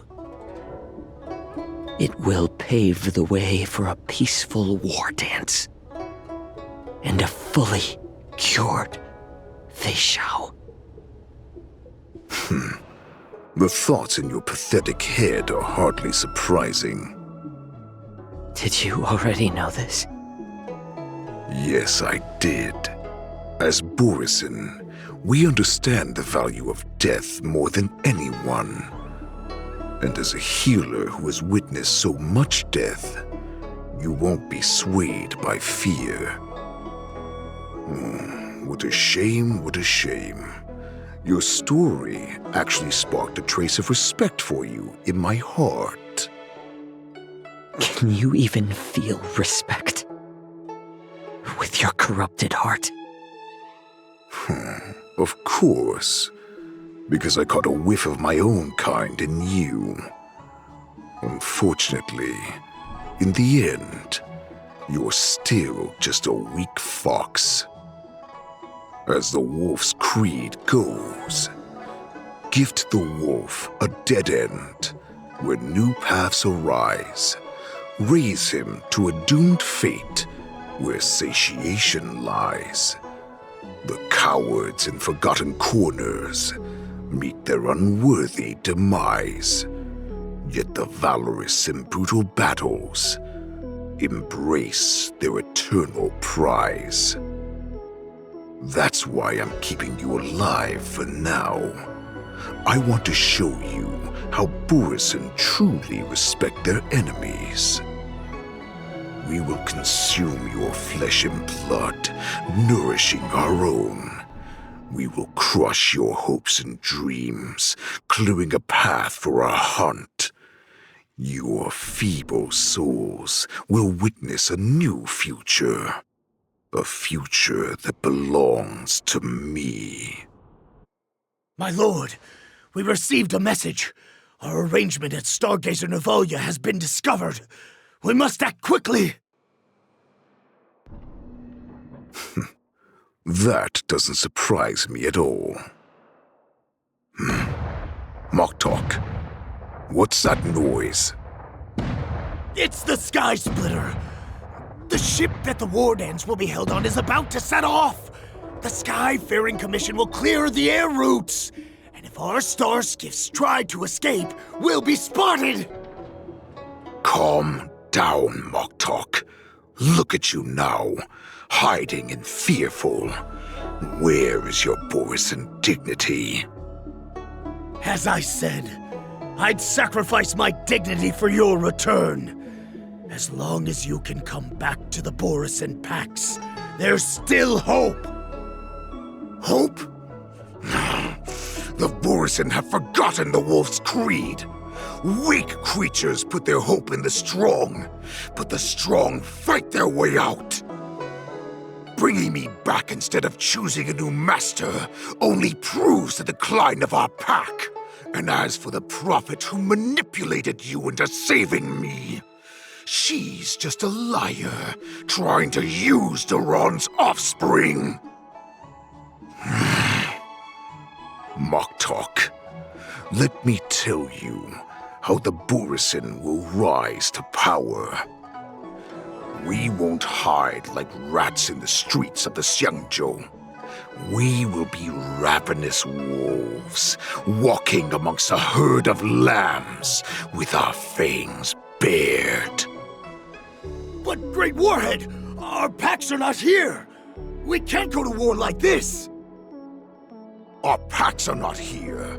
Wherever I go, everyone is the pack. Stay away. Just don't come any closer. No!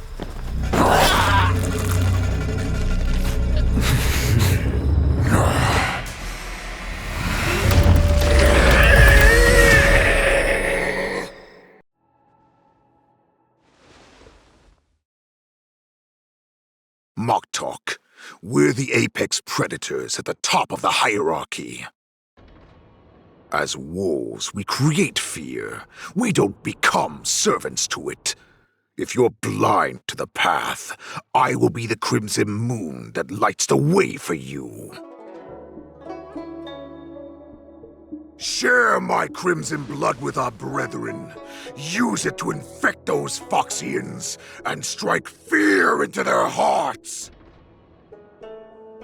Now, you devious monkey, come out and face me.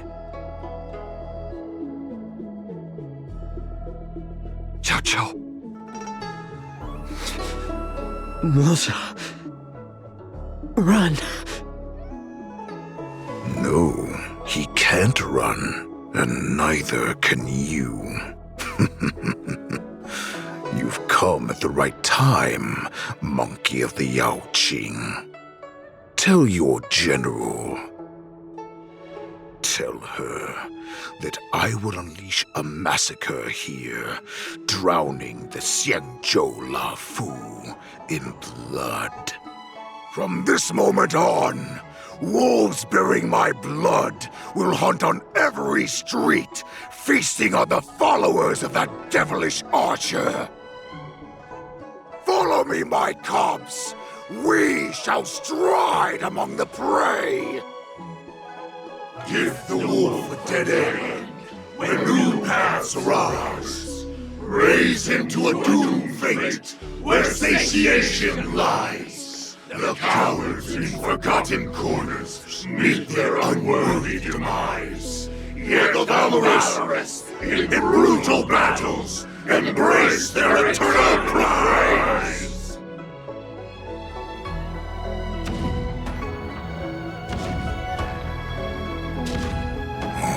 Do you hear that? The rumble of the cannons. It brings back all the memories of past battles within me. My return will bring back the wolf's creed. In my own way, I shall save our weakened pack and restore it to its former glory!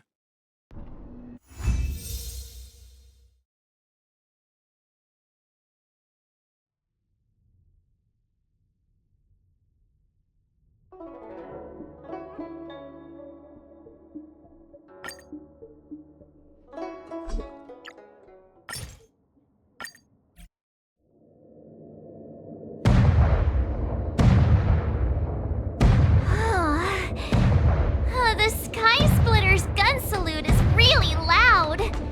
So this is what the war dance is actually like? I feel like my eardrums are going to burst. Well, how could they expect to attract people to come and watch if they didn't make a huge spectacle? March, you haven't forgotten what you came to do, have you? Who am I? Where am I? What am I doing here? Look around you. Do you remember anything? Memories of falling from the sky into Taikian Stadium have come flooding back to me. We came to compete, didn't we? Great. You finally gotten your memory back. And I can put down old metal. As the saying goes, the disciple takes the toil of their master. Remember, you are here under the identity of a Luofu swordmaster, taking the place of your no-good master Yanqing as the ringmaster. But what am I supposed to do if my opponent for this round is super talented and just wipes the floor with me in seconds? I'm still a beginner in swordplay. I don't know where I got the confidence when I agreed to help General Huaiyan. Come on, there's no need to worry about that. If you are defeated, then your opponent shall have to answer to me. Although, if that happens, the honor and the glory of the Xianzhou Luofu shall all be taken by the Juming. Master Yun Li, please, I'm about to compete. Can you say something that will give me a little confidence? March, think about the great storms that you, nameless of the Express, have weathered along your many journeys. There's no doubt that you have faced far more terrifying enemies than your opponents here today, right? Don't you feel a lot more relaxed looking at it that way? There's so much pressure. Oh, my stomach is really hurting. Maybe I should just drop out of the contest. You made a promise to my grandfather and now you want to run away? Get out there, now! So this is a sky splitter? It looked quite impressive from the ground where I was on duty, but now that I'm on board, it just doesn't seem as big as I imagined. Oh, and how big did you imagine this impressive sky splitter to be? This big? This big, maybe? Let me think. I'd expect at least a 4-hour journey by star skiff to the spectator seating from here. Otherwise, it's simply not impressive enough. The bigger, the better. If you ask me, the sky splitter is nowhere near big enough, and there are nowhere near enough cannons. This warship used to have loads of cannons. Either way, I thought that the sky splitter would be absolutely huge, so it's not quite how I imagined it.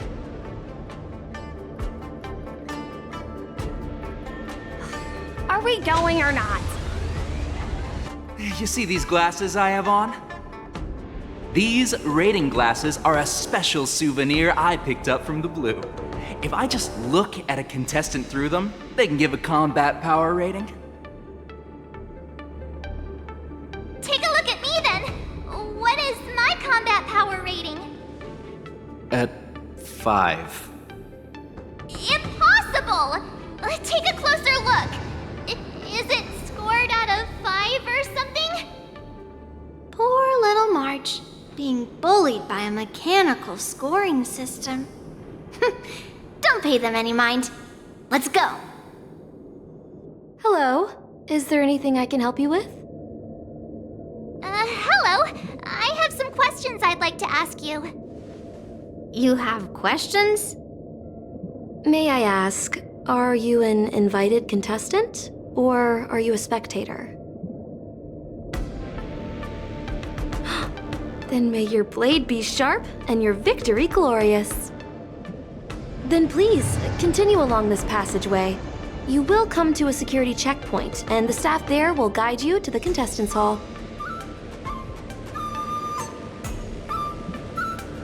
I was informed of your arrival by Madame Yukong and came to greet you personally. The news that you will be the ringmaster in place of Lieutenant Yanqing has been made public, Miss March. Just now, as I passed the contestants' hall, I overheard them all discussing this news. The most common question I heard was, who is March 7th? If they ask you this, how will you introduce yourself? Do you have something prepared? March 7th, a young beauty from the Astral Express. All right. When people ask you, you might as well tell them this loud and clear. I see you are both quite relaxed. Impressive, given the imminent danger you face. Miss Yun Li's contestant information was registered for the war dance a long time ago. However, as a last-minute entry, the Skyfaring Commission has taken care of the necessary procedures for you, Miss March 7th. Please, follow this path. The contestant hall is just up ahead. Thank you, Miss Shikwe. So, this is the contestant hall. Wow, there are so many people! March, before the war dance begins, allow me to give you one more lesson. My grandfather always told me that a weapon mimics its master. That means that a person's weapon will reflect their habits and personality. You've seen me wield old metal before, haven't you? Tell me, what did you observe from that? Master Yun Li's old metal is taller than a person. Being able to wield a weapon like that must mean that you have ridiculous strength, right? A Observing the weapon that your opponent uses, assessing what kind of battle skills they excel at, and where their weaknesses lie, is the key to victory in battle. A shockingly heavy sword like mine, for example, is obviously not suited for a long, drawn-out battle. So, it would be best to find a way to drag the battle out. Why would you tell me your weakness? That's the only way to ensure that we have a fair fight, don't you think? I don't want to see you go and lose to someone else, after all. Now is a perfect opportunity to learn how to evaluate your opponents. Let's use the people here in the contestants hall to practice. If you know yourself and know your enemy, you will not lose in 100 battles. Know myself and know the enemy. Let's see, who should I ask first? I came here because I wanted to meet the great Lieutenant Yanqing I've heard so much about, and finally cross blades with him myself. Who would have imagined that he would take a disciple and have her be the ringmaster in his place? This is no more than running away from a fight, and is a great dishonor to the Yao Qing. This last-minute replacement, March 7th. Who exactly is she?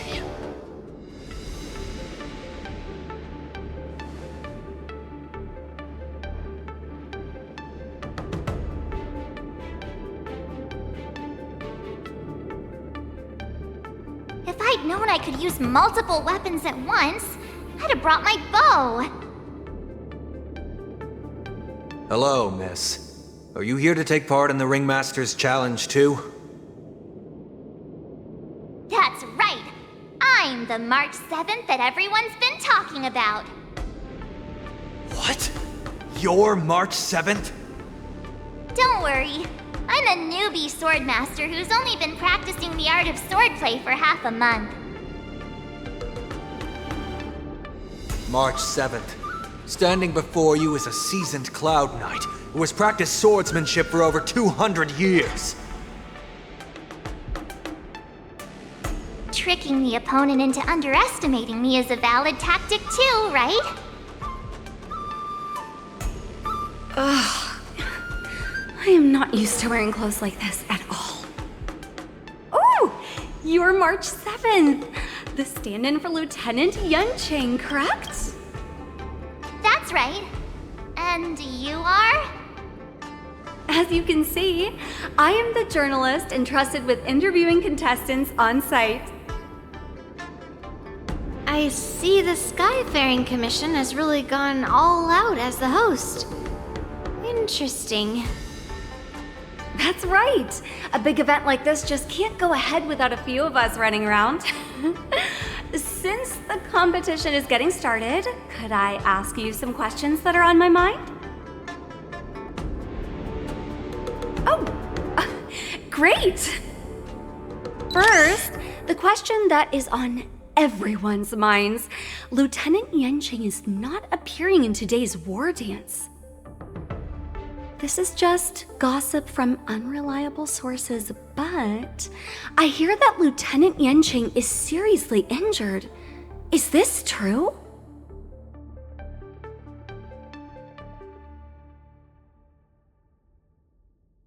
If that's the case, could you please tell me how these serious injuries came about? You mean a star skiff crash? Well, how terrible! Once the war dance begins, you will be challenged by master swordsmen from many different worlds, Miss March 7th. Are there any that you're looking forward to facing in particular? May I ask who that might be? Oh, of course, it's the highly anticipated Lieutenant Yanqing. Thank you very much for accepting my interview. Much appreciated.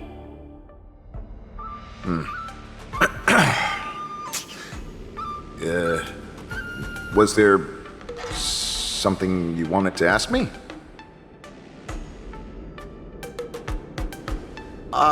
Yes. Yeah, this is just a regular Cloud Knight Devastator glaive. Oh, I understand what's going on, Miss March 7th and Miss Yun Li. I'm actually not a contestant. I'm just here as a security guard. Oh, it's alright. I can't bear to watch other people make things awkward, so I always try to keep the conversation going. But then, I'm the one who ends up making things awkward. I've gotten used to it by now, so don't worry. There are still many guests arriving here. Please be cautious. Understood. The first round of the war dance is about to begin. Are you feeling okay, March? Me? I'm fine. As soon as I saw all these people gathered here, I suddenly felt weirdly relaxed. Looking at these contestants, I suddenly feel a lot calmer for some reason. I understand why you wanted me to know myself and know my enemy. I don't feel as nervous as I did before. So, do you want to go out and see the ring? Very well. Go and get your intel.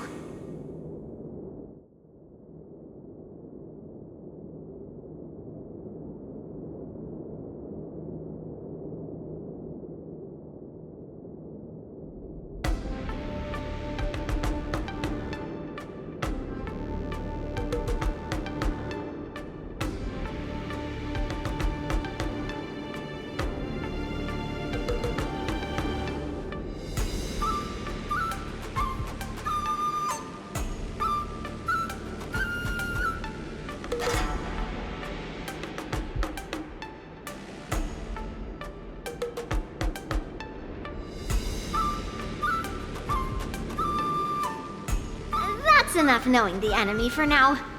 Come on, I want to see what the ring looks like.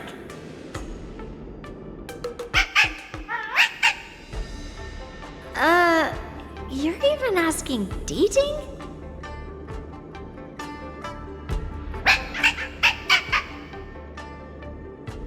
It's saying, I am not a contestant. Got it. Well, looks like she's done with her questions. That's enough knowing the enemy for now. Come on, I want to see what the ring looks like. Wow, so this is what it's like from the spectator seats? Look over there. That's the ring we'll be standing on. Master Yun Li? I'm getting nervous again. Can I really do this? Well, it's too late for nerves now. It's almost time. Almost time for what? As soon as I think about the mission General Huayan gave me, my heart starts racing like crazy. What do I do, Master Yun Li? It's when it stops beating that we need to worry. Just take in the atmosphere and prepare yourself. I have to leave for a moment and do some inspections around the ship. This was also part of Grandpa's orders. I wonder how Master Yan Qing is doing over there. Hey, focus.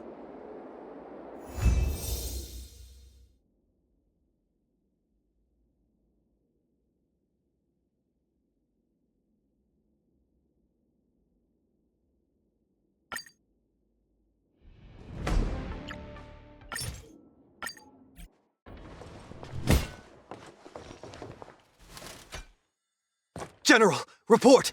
The teams are in position, and the Skyfaring Commission has taken control of the Starskiff lanes.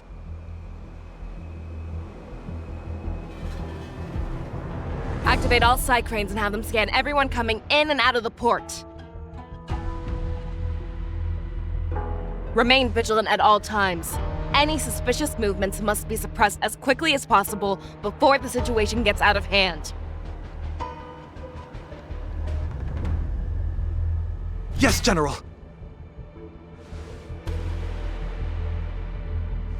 You two, follow me.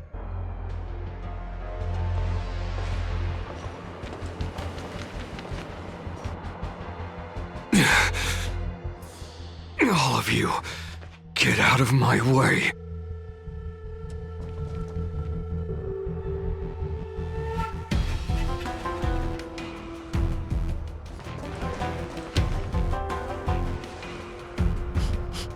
Wait. Don't go any closer. General, I failed you. That mad dog left me here as...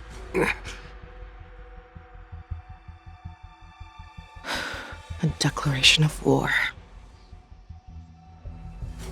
That's right. I've been holding back the urge to slit his throat all this time. Well, Lord Hule ordered us to remain here, just to see. If you, the great Merlin's Claw, mortal enemy of the Borisin, are able to join him in a little hunting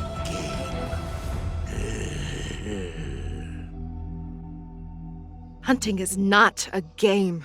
It is a battle of life and death. Are you ready for your death, abomination? Wowza, are you okay? I wasn't able to save Xianzhou. Hule was more cunning and powerful than I imagined. Tell me, how is he planning to declare this war against me? With a one-on-one duel? Or with a hostage exchange, maybe? Hule is planning on attacking the bustling streets of the Xianzhou Luofu. What did you just say? Impossible. Even if there are still undercover Borisin that we haven't sniffed out, Hule can't have more than a few dozen people. How is he planning on simultaneously attacking the streets of the Xianzhou Luofu? He has an ace up his sleeve. Hule's body holds a plague mark passed down through generations of Borisin. I've seen him convert a Foxy into a Borisin wolf trooper with my own eyes. This is Hule's declaration of war. His blood. It can cause Foxians to rapidly transform and lose their minds. He has passed his blood to his minions, and is planning to spread it across the Luofu and stir up panic.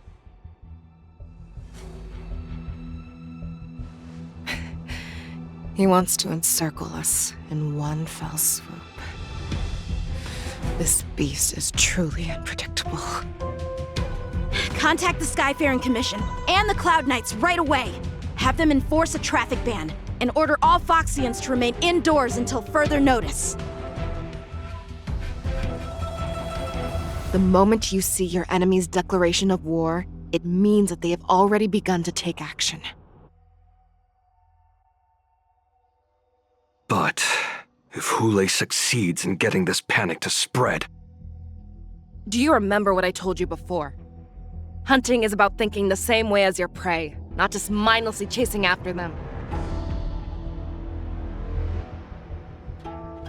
What Hule wants is to see everyone on the Luofu descend into panic. He wants to see us lose our minds and waste our limited manpower scouring every inch of the Luofu for signs of an attack until we exhaust ourselves. It's like that party game that the people of the Yaoqing love to play. They hide an object under one of several bowls, then move the bowls around and have you guess which one the object is underneath. The way I see it, this is all nothing more than misdirection. No matter what Hule does, there is one truth that cannot be changed. He is trapped aboard the Xianzhou Luofu.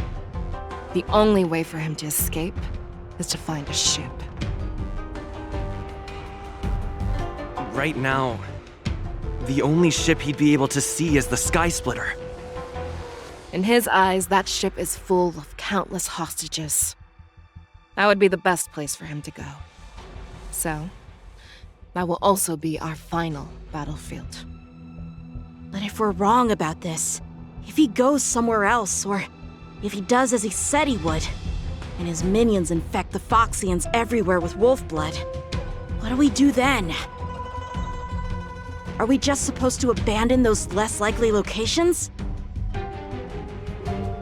This is another lesson that you must learn outside of swordplay. Weighing your options and making a decision. There are always questions that we will ask ourselves, but never be able to answer. Before making a decision, we must destroy any hesitation that we are holding on to. Once we make a decision, we must fight off any regrets. There is a chance that we will make the wrong decision and allow our allies to be sacrificed in vain. There is a chance that we will predict our enemies' movements correctly, yet underestimate their strength and be overwhelmed in battle. But being lost in hesitation and failing to take any action will always be more harmful than taking the wrong path. We must make a decision, no matter what. Everyone, listen up. I will personally take charge of Starskiff Haven, evacuate the people, and prepare for any possible attacks. I will do my best to ensure that things are safe on the ground. Nameless, please lend us your strength as you did when the Ambrosial Arbor was reborn. I need you and Wildza to go in search of Xianzhou. General, please entrust me with the safety of the Sky Splitter. I was originally meant to participate in the tournament, so now it is only right that I return to the Sky Splitter. If Hule does come to attack the Sky Splitter, Lieutenant Yanqing, I need you to hold him there until I am able to arrive. Please rest assured, General. If he dares step foot on the Sky Splitter, I, Yanqing, swear on the blade in my hands that he shall not escape.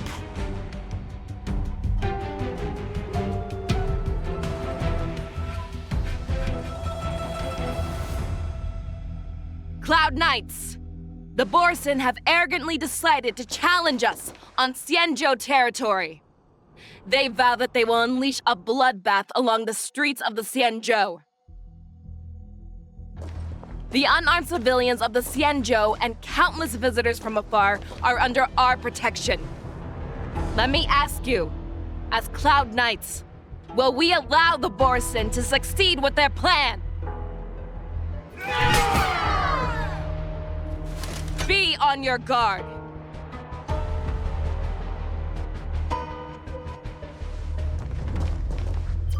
Calling Starskiff Haven. Have all Cloud Knights be on full alert for Borsin attacks.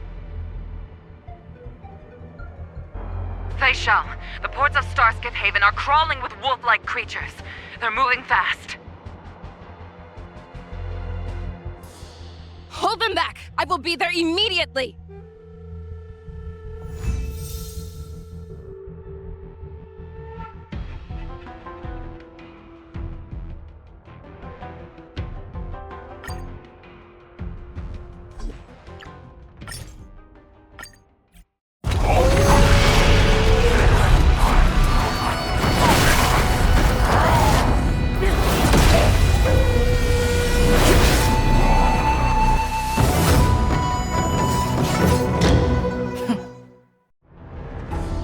We have cleared out the enemies in Starskiff Haven. But it seems that there are fierce battles being waged at both the Exalting Sanctum and Arum Alley. I will prepare a Starskiff. We cannot allow the fighting to continue. This is now a race against time to stop this farce that Hule has created. I know Xianzhou always wants me to know my limits and not get carried away, but now is the time to bring this to a swift end.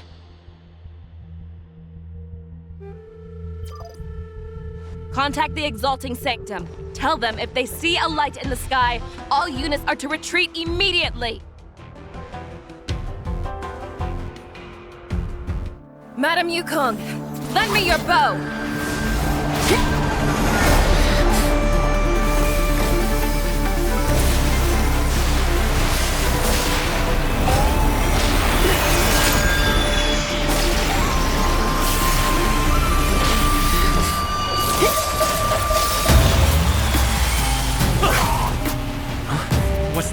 one! Out of the way!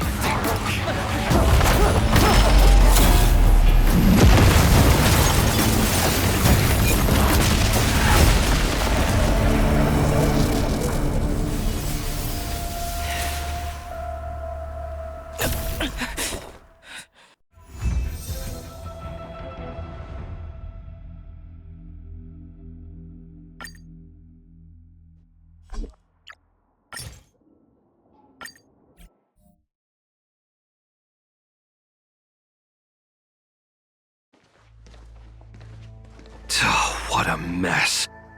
I just knew it would end up this way. Every time she hits the battlefield, she makes a mess like this. She didn't even leave a single survivor to get intel from. One of these men must have known about Hule and Xianzhou's whereabouts. That was one of Fei Xiao's arrows. Who knows what she used as an arrow to fire all the way over here? She's just very passionate. She sees every place as a battlefield where she can unleash hell. Take a good look around. If you can find one or two Borisin that aren't dead yet, let me know. I don't care how tight their lips are sealed. I always have a way to crack them open and get the information we need. What a terrifying attack. Who could have imagined that such astonishing strength would lie in the hands of a Foxian war slave? So decisive, so brutal. She is more like a descendant of Duran than we who have fallen to our current state.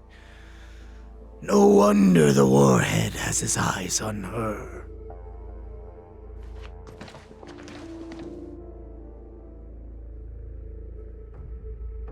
The sneak that infiltrated the shackling prison. Moktok, you are harder to kill than a cockroach. But the fact that you have willingly shown yourself saves us some time. It is not too late for you to surrender. Tell me, where are Hule and Xianzhou?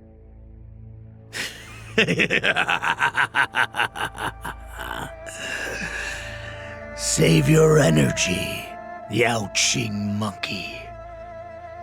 If there is one principle that we beasts know well, it is that we might have to break off an arm to break free from a cage. Today, I will be that arm. I lived as a hunter for many years, yet I have only followed the warhead for this recent, brief period. However, his existence has brought light back to our once blind eyes, like the moon of Verdantia. He has shown me the way. The descendants of Duran have abandoned the Wolf's Creed. In order to ensure our survival, we took solace in the shadows and fed on one another. We were no longer wolves. We were no more than rats, living a dirty and pathetic life. Thanks to the gift granted to us by Lord Hule, I have shared his vision and his blood. The descendants of Duran should live for the victory of the pack, and they should die for it as well. Come, Yao Qing man. Show me your fangs. We will fight to the death! Puh! How honorable, you mangy dog. But you seem to have misunderstood. There will be no fair one-on-one duel. Let's see how tough you are once we've put you down. No matter how heroic your sacrifice, there is no honor in your battles or deaths, Borisin. It seems that Moktok got what he wished for. Hule, your declaration of war is over. From now on, no matter where you run, General Fei Shao will catch you and send you to the same fate as Moktok.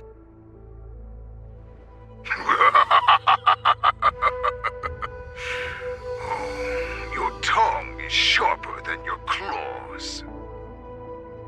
Don't stand in my way, child. Have your general speak with me. Our little hunting game is not over yet. Stand down, Watsa. I am here, Hule. What do you wish to say? The Merlin's Claw. Though we have never met on the battlefield, I have heard many interesting things about you from both my men and your healer. The people of the Xianzhou must be quite brave to allow a Foxian war slave with Borisin blood to ascend to the position of general. Has no one ever questioned that lineage of yours? Or could it be that your grand achievements were enough to convince everyone to keep their lips sealed? Claiming to have family ties with the enemy sounds to me like an attempt at asking for mercy. Hule, are you begging me for mercy? I see that it is not only the ruthless blood of a wolf that courses through your veins, but also the cunning blood of a fox. When you think about it, this was a gift from the Borisin.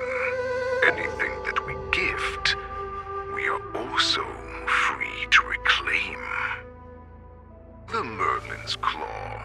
I shall extend a final invitation to you. I will be waiting for you on the Sky Splitter.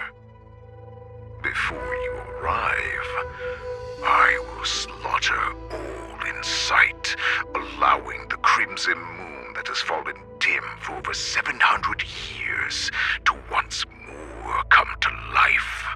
I will illuminate this ship with the sheen of blood and show everyone just how weak and powerless the Xianzhou is.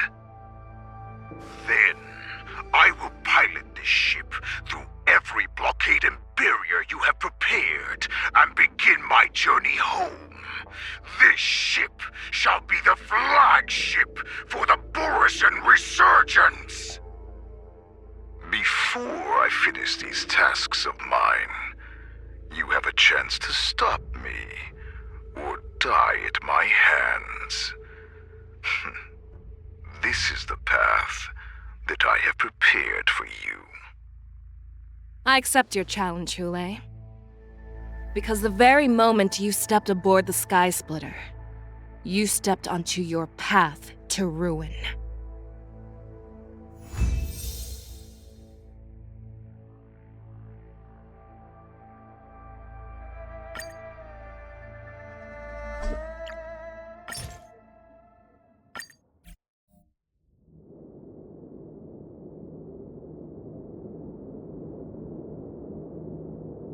I'm entrusting you not only with the honor of the ring, but also with the security of the Sky Splitter. That's easy for my grandfather to say. But this mission doesn't seem so simple anymore. The first round of the tournament is about to begin. I wonder how Yanqing and the others are doing. According to the plan, I should seek out the Cloud Knight soldiers aboard the Sky Splitter and see if they've discovered anything.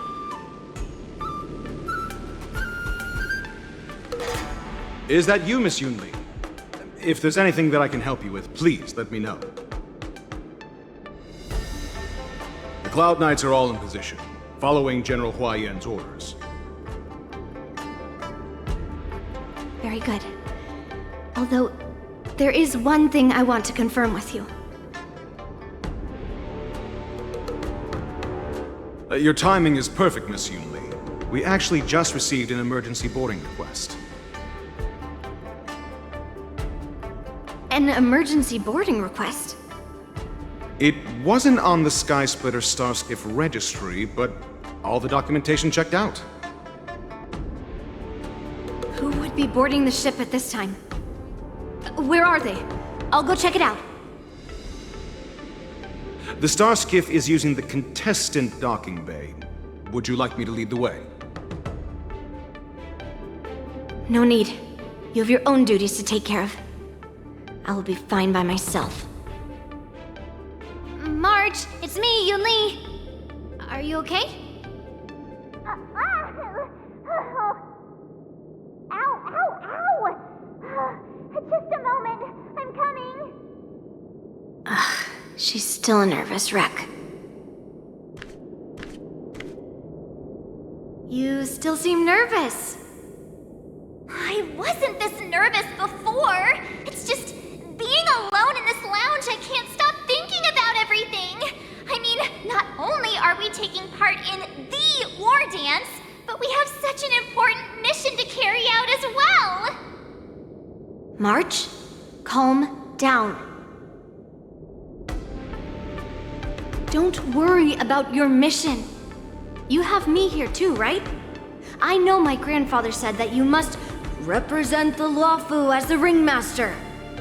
But don't let that intimidate you. Ask yourself, you are a nameless of the Astral Express. You have always been free to come and go as you please. So why did you board the Sky Splitter with me when my grandfather gave us this mission? Why? Because I also want the war dance to go smoothly. For us Nameless, even though we're just visitors at every stop, it was here that I met my two masters and made many new friends. I want the war dance to go ahead without any problems, for everyone's sake. Good answer. The tournament is about to begin, so I must go carry out the mission that Grandpa gave me. March, may your blade be sharp and your victory glorious. Thank you, Master Yunli. Routine inspection! All passengers, please prepare for an inspection. So this is the suspicious Starskiff. Where did the passengers go? I'm going to count down from 10. If you do not come out, I will destroy the ship. 10, 9, 8, 7, 6, 5, 4. Time is running out. 3, 2, 1. Wait a second!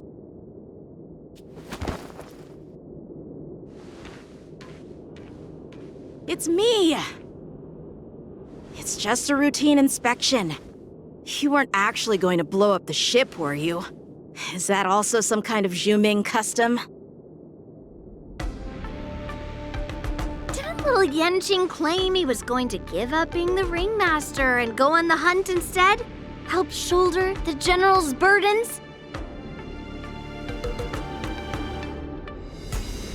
The Borisin on the ground suddenly launched an attack. General Fei Xiao was concerned that this was all a diversion by Hule, so I requested to come to the Sky Splitter and provide support. I can't believe you ended up back here on the Sky Splitter after running around all over the place. But you're too late to enter the tournament now. Following Grandpa's plan, our disciple March is taking her place as ringmaster. Aren't you proud of her? When I first heard the news, I was definitely proud, but also a little concerned. More manpower is always a good thing, since the Sky Splitter is so large. Oh, and by the way, you should know that... What's happening?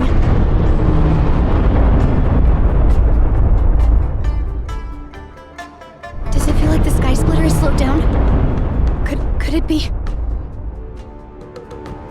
Come with me. We need to check the engine room. It's the heart of the ship, so we need to prioritize its safety.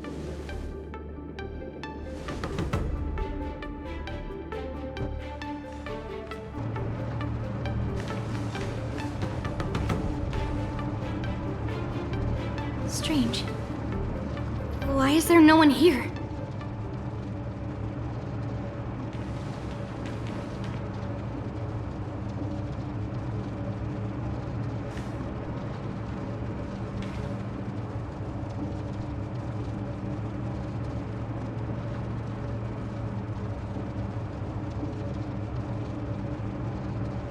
The Cloud Knights. They're over here.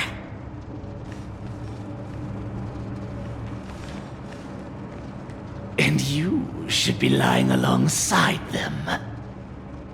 Don't worry, children.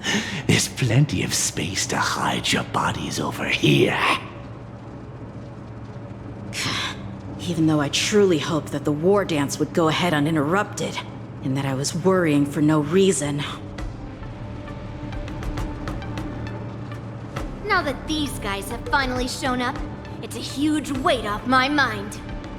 Bring it on, you abominations! We found 2 wolves in the engine room.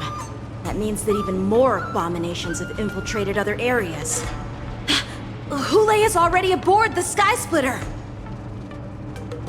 There's no time to talk about this. The war dance has already started. If my guess is correct, the Borisin will most likely use the ceremony to begin their slaughter. Let's go. We need to get to the war dance ring. We would like to welcome all of our honored guests and contestants to the Xianzhou Luofu's Luminary War Dance Ceremony. Before we get the first round underway, our organizing committee would like to introduce you all to a host known throughout the cosmos, Mr. Albert. He is here today as our special guest host.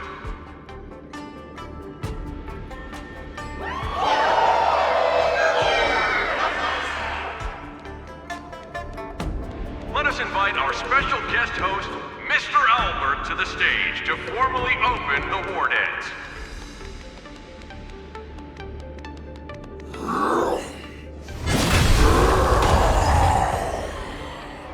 Your war dance ends here.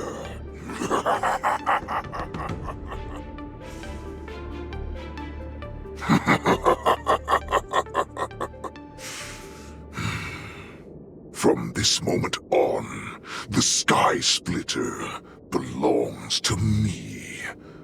And for you, dear spectators, I have prepared a true fight to the death.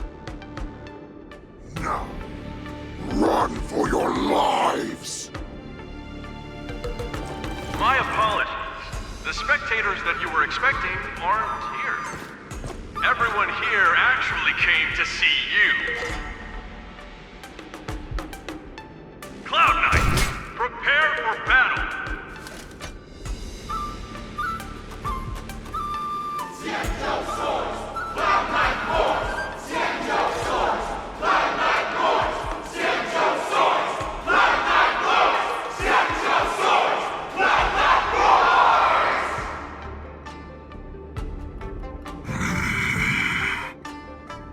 I see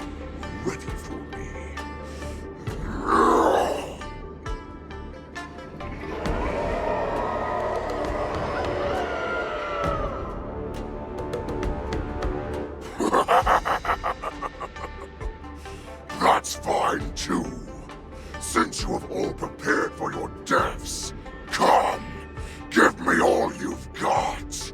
Entertain me!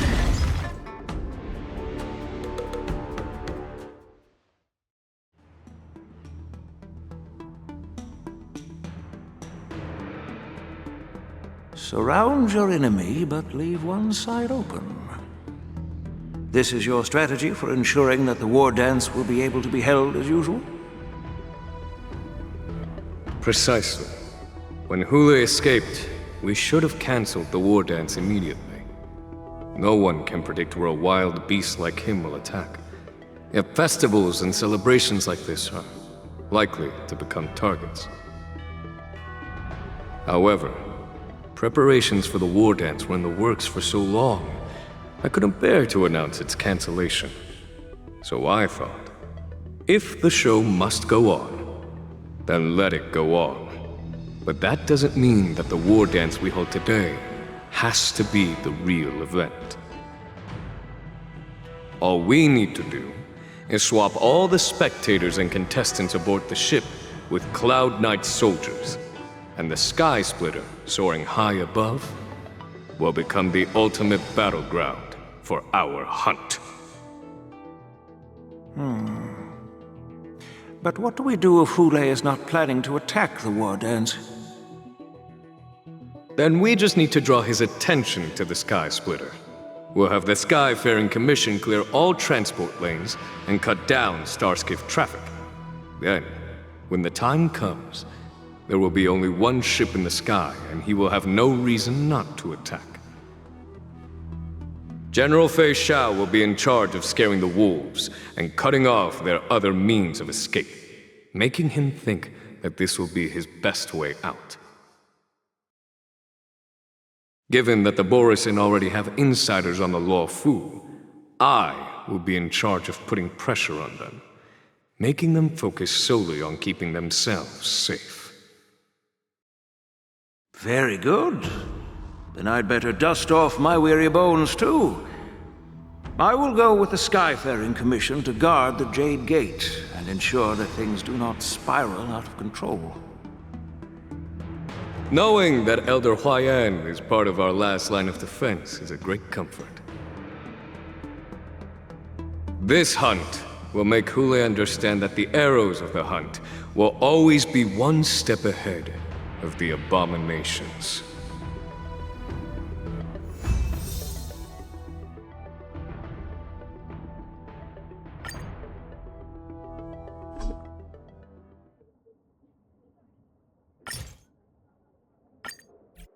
That jolt just now. What's going on? It feels like the entire ship has started to slow down. Borisin must have actually infiltrated the Sky Splitter. Based on General Huayan's orders, it's time for me to take action.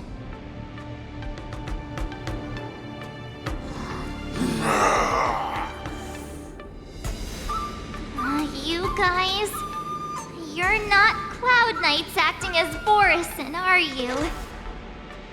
You're real Borisin, aren't you?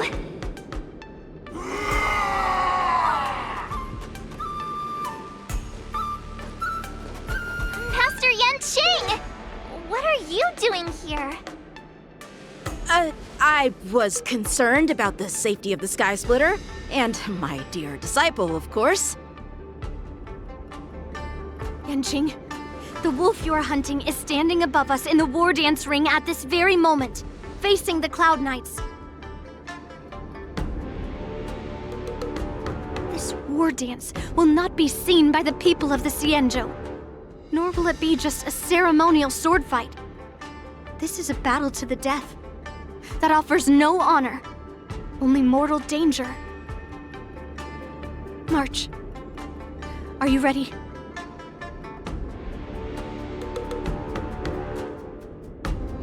Please. I am March 7th, a sword master who will represent the Luofu in glorious battle. Yunli, Miss March, may your blades be sharp, and your victories glorious. May your blades be sharp, and your victories glorious. your blades? Ah, forget it. Let's go and make this a quick victory.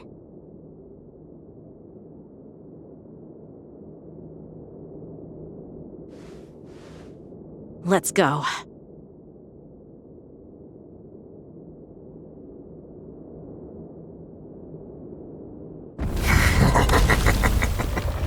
So feeble.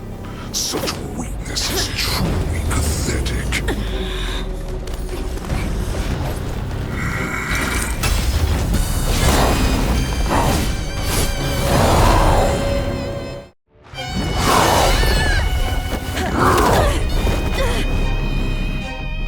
I've had enough. Time to finish this game. What's happening?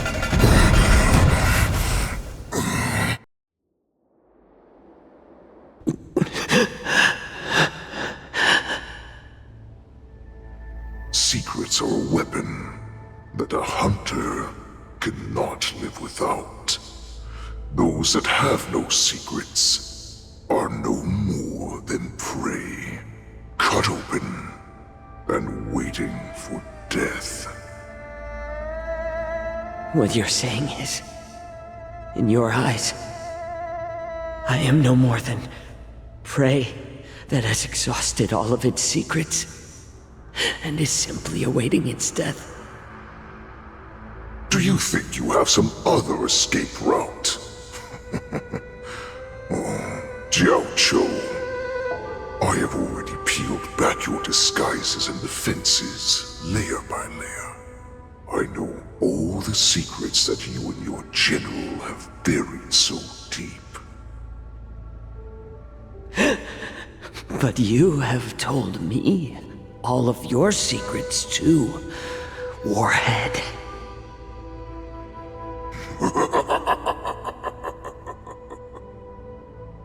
Oh, but you will never have a chance to use them. You will be buried with them right here, although you are a fortunate one. After all, you will avoid having to see the tragic future that awaits your general. I'm sure she understands her fate far better than you ever will. One day on the battlefield, she will be overpowered by her ever-intensifying moon rage, and finally be torn apart by her fury and transformation.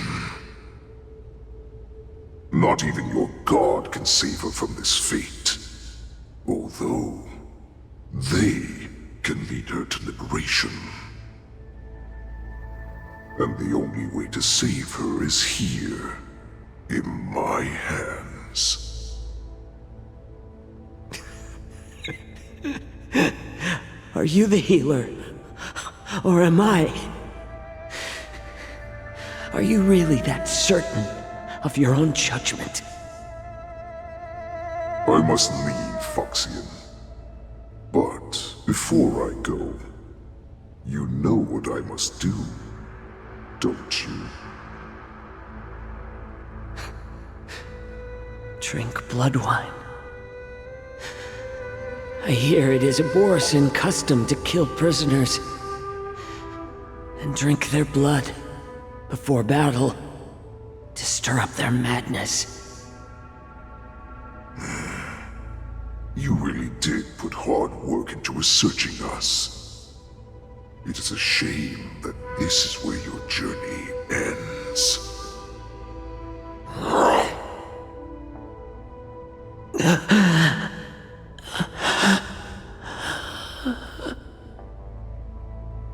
Are you the healer, Xianzhou?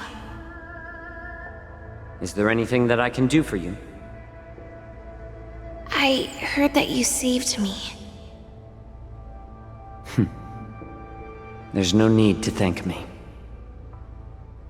If you're a healer, can you cure my moon rage? And what if I can? Do I just sit back and watch as you head back out to die in battle? Listen to me, child. Your condition is not suited for the battlefield. Okay, then can you cure war?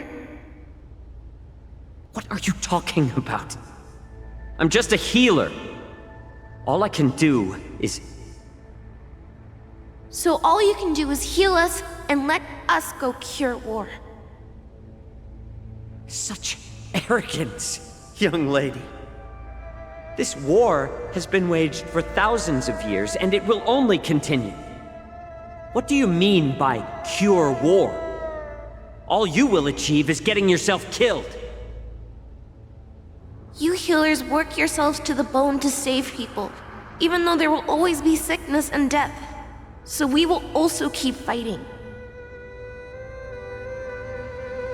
I cannot speak for the dead, but I know that General Yueyu, as well as all the warriors that never returned from battle, will not have died in vain. They fought so that others could make it home alive.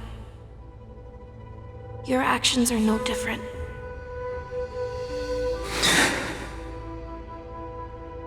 Xianzhou, this is an order. Cure me!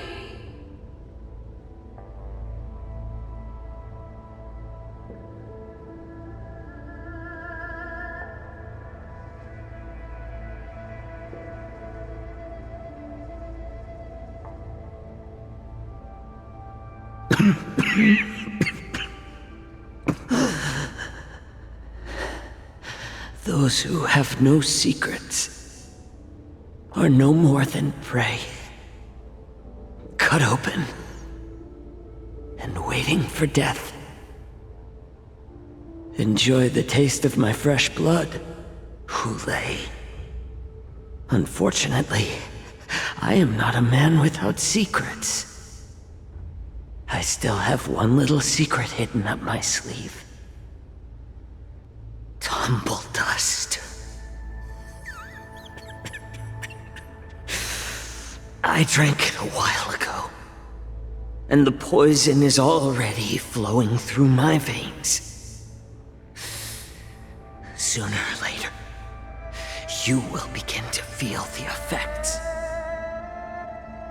If the most lethal poison known to this world is able to save innocent lives, then it can also be called a great medicine. I will do my best to cure you.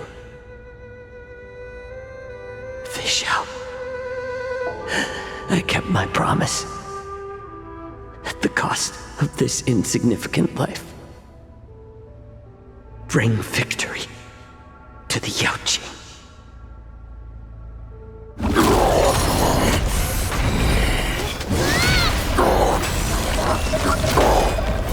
So, you want to play dirty? Yeah, it's colder. My sword is even colder! Impossible! How could a mere whelp defeat me?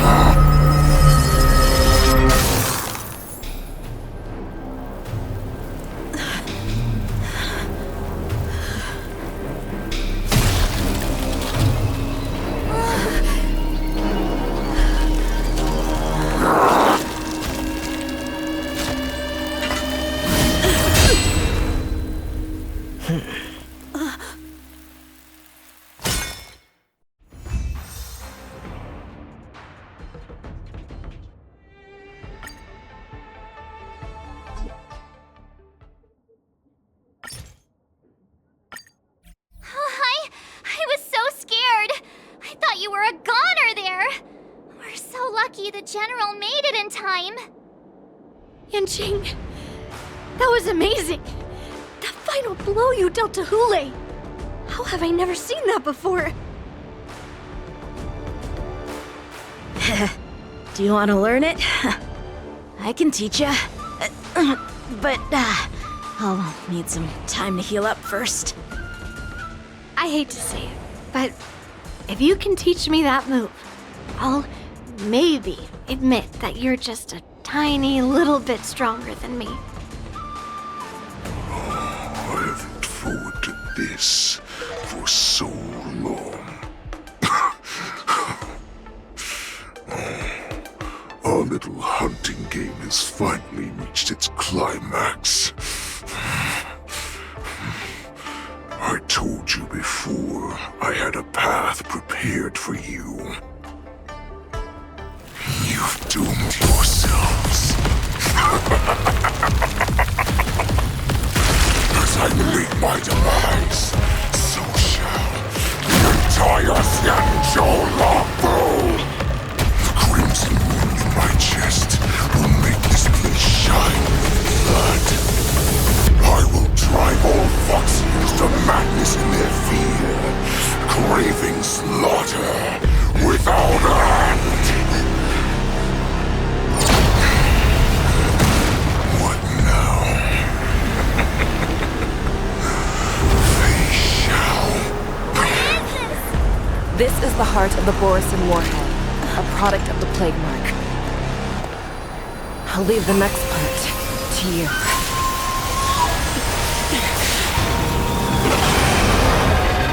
I don't understand. We cannot allow this thing to spread. I will do all within my power to consume this Crimson Moon. Once the situation changes, Lieutenant Yanqing, you are to enforce the Cloud Knight's military rules. Understood.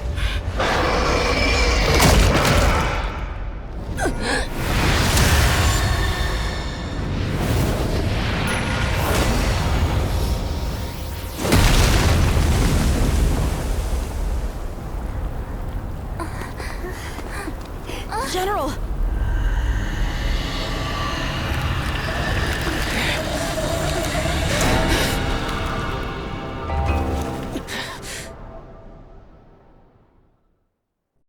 I promise. I will cure you.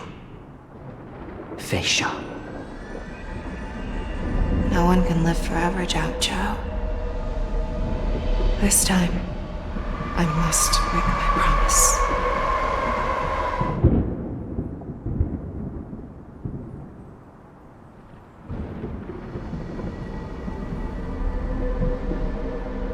Is this the Sky Splitter? Or somewhere else? Lieutenant Yanqing, you are to enforce the Cloud Knight's military rules. Understood. We can't let her get away! Snap out of it, General! You always leave the hardest battles for yourself. Even now, you would never run away. Isn't it strange that as your enemy, I understand you even better than your own allies? Ule? This rage, I remember the taste. I know that it was the victory that it thirsted for. The hunt itself. Isn't that right, Fei Xiao?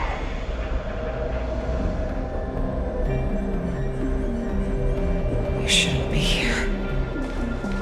I saw you die with my own eyes. Just consider me a figment of your imagination. Before every hunt, I make preparations for defeat and retreat. But not this time. This time, defeat was exactly the ending I was racing towards. When I learned your story from Xianzhou, I realized that he had always been hiding a secret, and that not even the healer himself understood the meaning of this secret.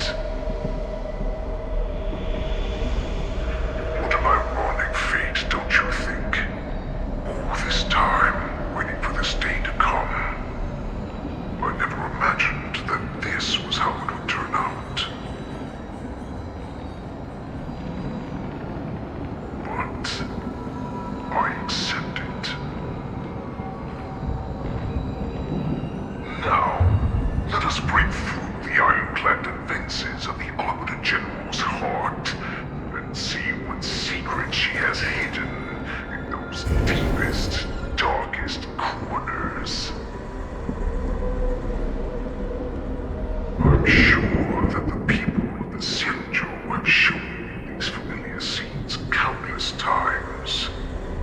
But they only showed you what they wanted you to see. They have you fight to save the weak. But what they never told you is that when all the pretenses of kindness and compassion are stripped away, this is how the universe is meant to be.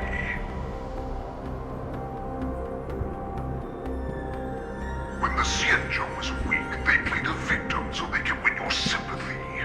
When they are strong, they make you their avenger and have you fight in the name of justice.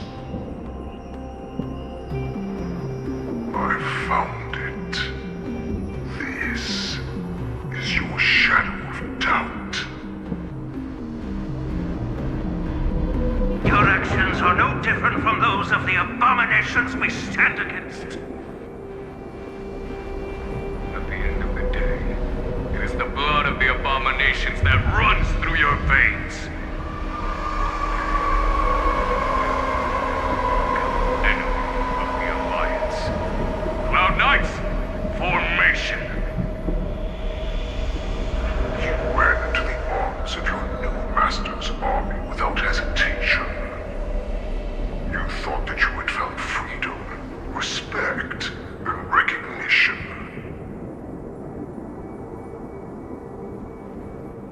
But you were wrong.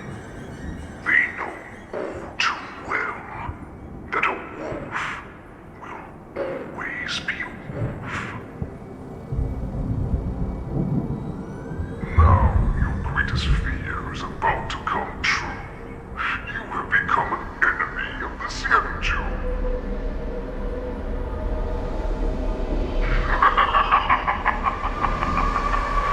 This is your fear. It's time to return to the pack, Fei Shao. No matter how deep the hatred you bear for the Borson, no matter how much we may consider each other enemies, I will still show you this path that you never imagined was available to you. Because you made a choice. You devoured the Crimson Moon. You are worthy to become the Borson's warhead. What did you say? The descendants of Durand came to rescue me, hoped with all their hearts that once I regained my freedom, I would be able to turn the tides of battle and change the fate of our people, allowing the Borson to return to their former glory. But this was just a dream used by someone with ulterior motives to manipulate the Borson. They would rather place their hopes of survival on an imaginary savior than gain the courage and strength to fight to the death. Borson like that deserve no more than to be sent to their deaths. And I, a prisoner who was held captive for over 700 years, a criminal of war who was deprived even an honorable death in battle, would become a puppet upon my return, at the mercy of others. This is a fate that I will never accept. For those who are truly strong, Foxy and Borson are no more than labels. Someone who is truly strong chooses their own path. I will create that path for myself. I will pass the right to decide the destiny of the Borson on to you, former Borson war slave and future Foxian ruler.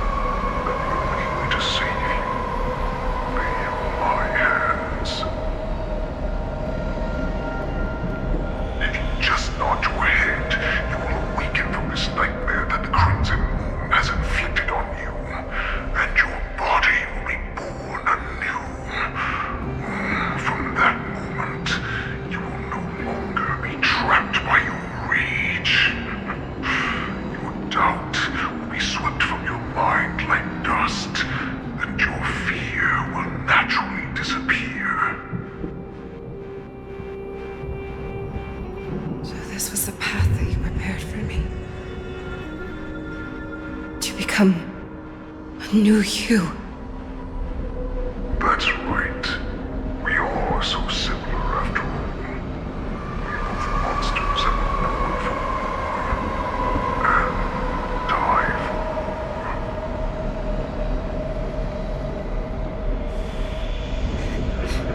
I'm sure my answer doesn't need much explanation. I refuse. I told you before, Foxian and Borison are no more than labels. You can be whoever you want to be. You can do whatever you want to do. Accept these truths, and the Borison will bow to you. Destroy them, reduce them to dust, or teach them to become servants of the Xianzhou. You are free to do as you please.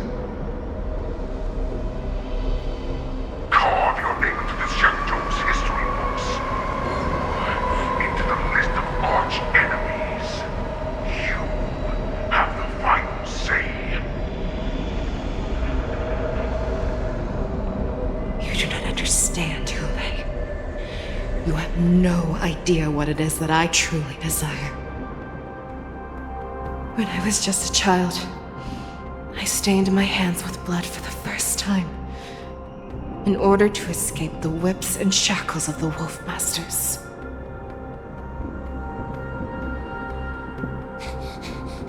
Nurgle, don't stop! Keep running! I can't run anymore. Saran, are they catching up? They're still behind us. Don't stop! Nurgle, look up! Look at that light in the sky! That's a shooting star. It's shining down on us. If we just tell it our wish, we can have our freedom. We will all be able to escape. We'll win our freedom and then share it with our cooler brothers and sisters. So you have to run! Quickly! We can do it! We can escape!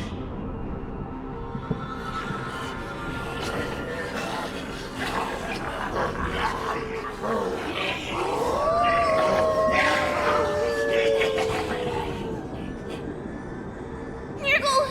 Run with me! We ran and ran with all the strength we had. But we ended up losing each other. I escaped the hunting pack and encountered a woman that could fly. A Cloud Knight. I imagine you kept your promise.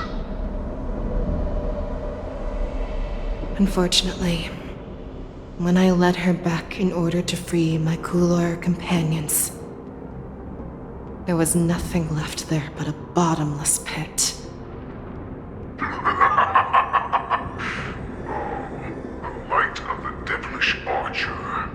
A star of calamity that strikes the ground and leaves only devastation in its wake. In the years that followed, I followed the trail of that light alongside my Cloud Knight allies, and saw it fall countless more times. Gradually, I came to understand. That light was not some shooting star that carried wishes and aspirations. Each Lux's arrow meant that countless lives in a helpless world were about to be obliterated. I prayed to the god of the skybow that I would never have to witness one of these shooting stars fall again. But they ignored my prayers. That's right. They never answer us.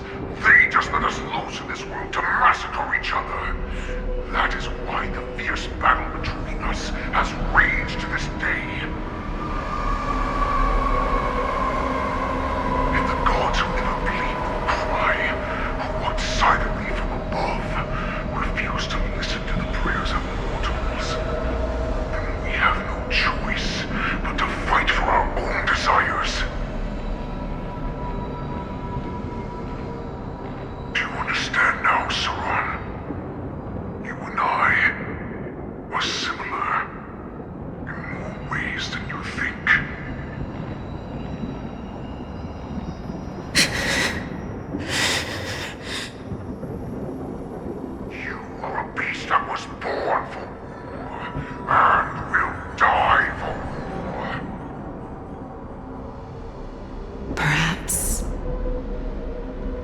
So, what is it that you yearn for, Hule? Why is it that you fight? I fight so that I can turn the stars above into a great wilderness for the Borisin to roam. What about you, Saran? I fight so that one day I will never have to witness another shooting star falling to the ground. So that just one more person can live and return to the Yaoqing alongside me. You would resist becoming the person you were supposed to be. Lower yourself from a free wolf to a domesticated fox just for the sake of one person. And then have it your way. I will use your fear and doubt as my nourishment. I will seize you and devour you. I will replace you and become a Xiao. We are so similar. Both monsters that were born for war and will die for war. You were right when you said that, Hule. So, I shall pray to the heavens.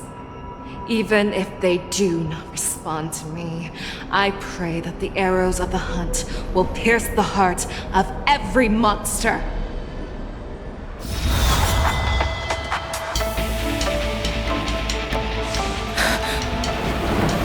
Do you see me, shooting star?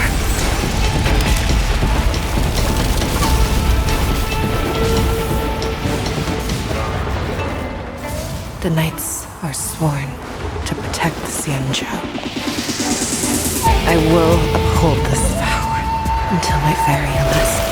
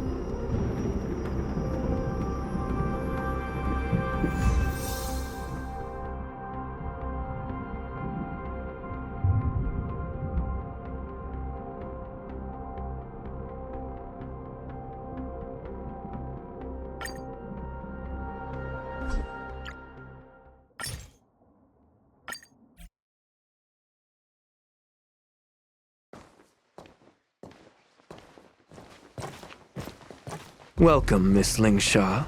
I am Preceptor Tauron. Greetings, my honored preceptor. It's been a while since we last touched base. I've brought a friend with me today. I believe you're already familiar with each other.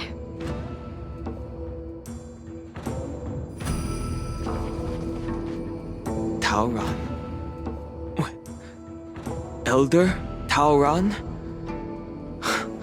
I remember when I was exiled, you were on the verge of passing on. What's with this new look? All of this is thanks to your past life. Had you not been so rash, I wouldn't have had to walk such a dangerous road to free our clan, becoming this specter of my former self.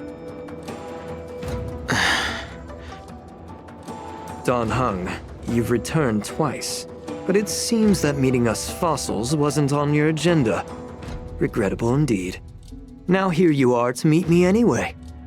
Life does love its ironies, doesn't it? I didn't come here with Miss Lingsha today to reminisce.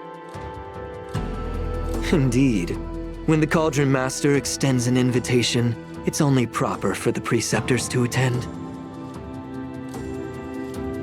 As the newly appointed Cauldron Master, there's been much to take care of within the Alchemy Commission.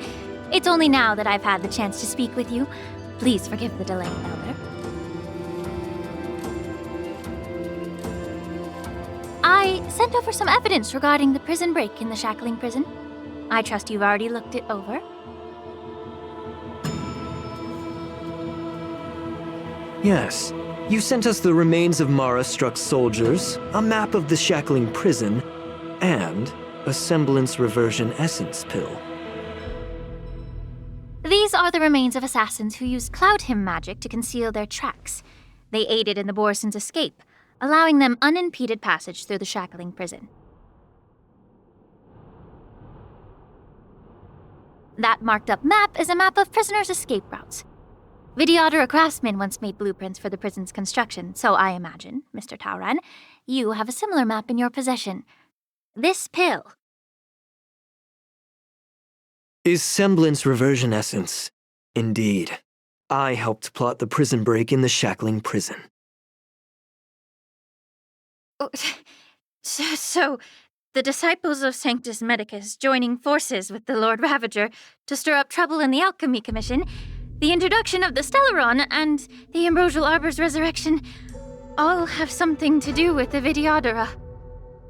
That's right. Are you surprised? After all, both of you were sent here by the Seat of Divine Foresight as messengers to hear my confession, weren't you?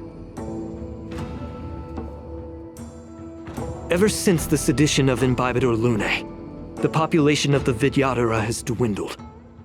With the High Elder exiled, a few of us preceptors had to do what we could to turn the tide. My methods might have been drastic, perhaps even incomprehensible.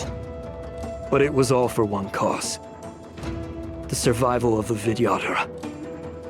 Yet, the Xianzhou natives zealously forbid any plague marks and did nothing while the Vidyadhara suffered. Danheng, Lingsha, as Vidyadhara, you should understand the desperation behind my actions. All I've tried to do is to ensure our survival. I'm well aware of the challenges the Vidyadhara face. Fighting for survival isn't a sin. But Elder, your actions have gone beyond mere survival. You've become a beast driven solely by the propagation, devoid of even a hint of empathy. Oh.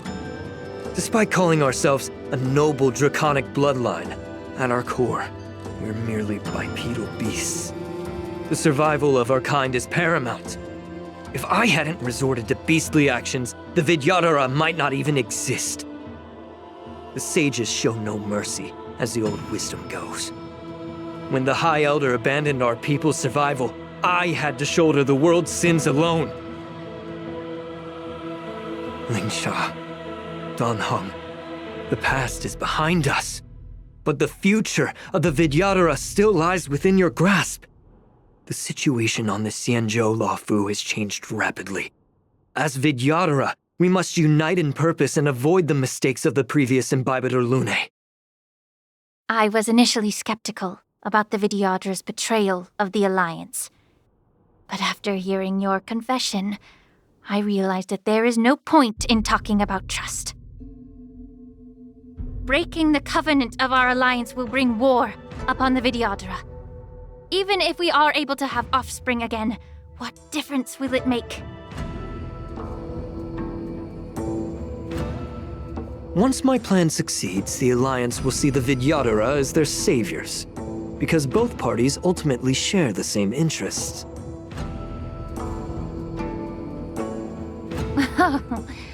So now that survival won't convince us, you want to talk about interests?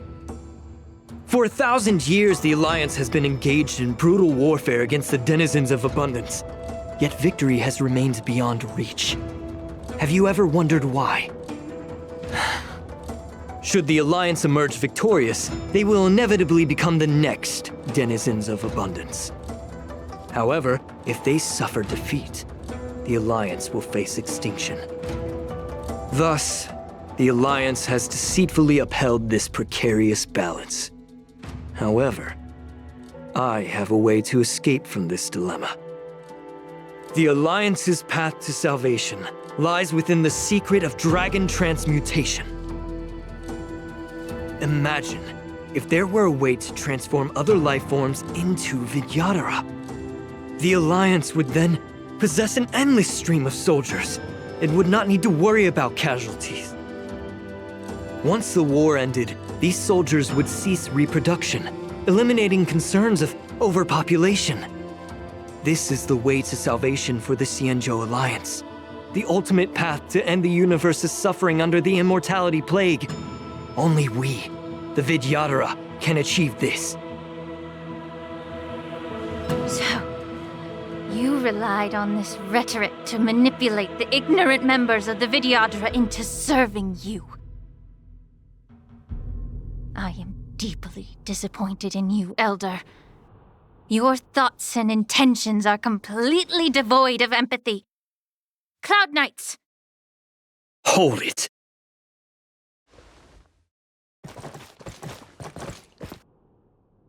Miss Bailu! Mr. Danheng and Sister Lingsha! Everyone's here? You think I don't know why you're really here? Jing Yuan sent you here to test me, didn't he? According to the oath between the Alliance and the Vidyadhara, it's forbidden to spill Vidyadhara blood on their own territory. Are you all ready to violate this oath in the presence of the Luofu's High Elder? Dragon Lady, there's no need to panic. Elder, the Vidyadhara's sacred grounds and the High Elder are not to be used as pawns in exchange for your life. You talk a big game. As if you have the nation and the people's best interests at heart. But when it really matters, you use a small girl as your shield. It's ridiculously pitiful. I've said it before. Survival is never a sin. We are all Vidyadhara, so you should understand my intentions. And as a Vidyadhara, I will leave for you a dignified solution. Leave the Scale Gorge waterscape immediately, and appeal to the top echelons of the Alliance. Let the 6 charioteers hold a trial, and sentence me to exuviation and rebirth.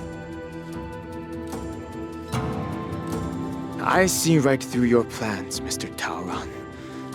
Vidyadhara Rebirth erases past crimes, but I'm well aware of the Preceptor's dirty tricks during Rebirth. You might not be you, but you will still be you. I won't forgive myself for past sins under the pretext of knowing nothing, nor will I allow you to evade accountability. Danheng, I've always disliked your inability to see the bigger picture. Rebirth hasn't changed you one bit. Miss Bailu, as High Elder of the Luofu Vidyadhara, please share your thoughts at this moment. I don't want to stay here. I'm tired of being pushed around. I'm not some puppet to be controlled. Please, take me away with you. I understand. As the oath dictates, members of the Alliance are forbidden from harming Vidyadhara here. But I've long since severed ties with the Alliance. Right now, I'm simply a nameless, free to come and go as I please. The oath of the Xianzhou means nothing to the spear in my hand.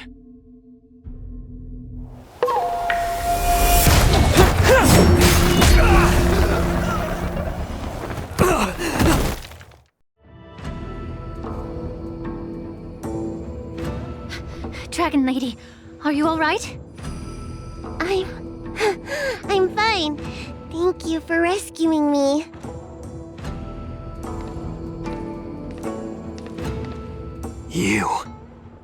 You actually came here in person? Otherwise, I wouldn't be able to hear your lofty opinions. The public trial you seek with the 6 charioteers is inevitable. In addition, our right to the sage queller of the Feng Hu, with her hatred for evil, I'm sure she will make a just decision. If it's her, she will earn the respect and assent of all the Vidyadhara on the Luofu. In terms of martial prowess, you indeed have the upper hand. But if you're under the impression that this advantage can be used to settle the score with us preceptors, that's quite an overestimation. Given the Vidyadhara's foundation within the Alliance, do you really think you can do anything to us? As I mentioned, I'll take all the blame and become the scapegoat. With the secrets I possess, the interrogation alone will take an eternity. And in the end, through various exchanges of interest, I am certain to survive. You understand this better than anyone, as it's the very art of trade-offs you love to wield. Lastly, a word of caution to you. I heard that Hulei has escaped from prison and is headed directly for the Sky Splitter. The bloodshed at the war dance is bound to be gruesome. Perhaps, even before my trial, your impeachment will have you in dire straits first.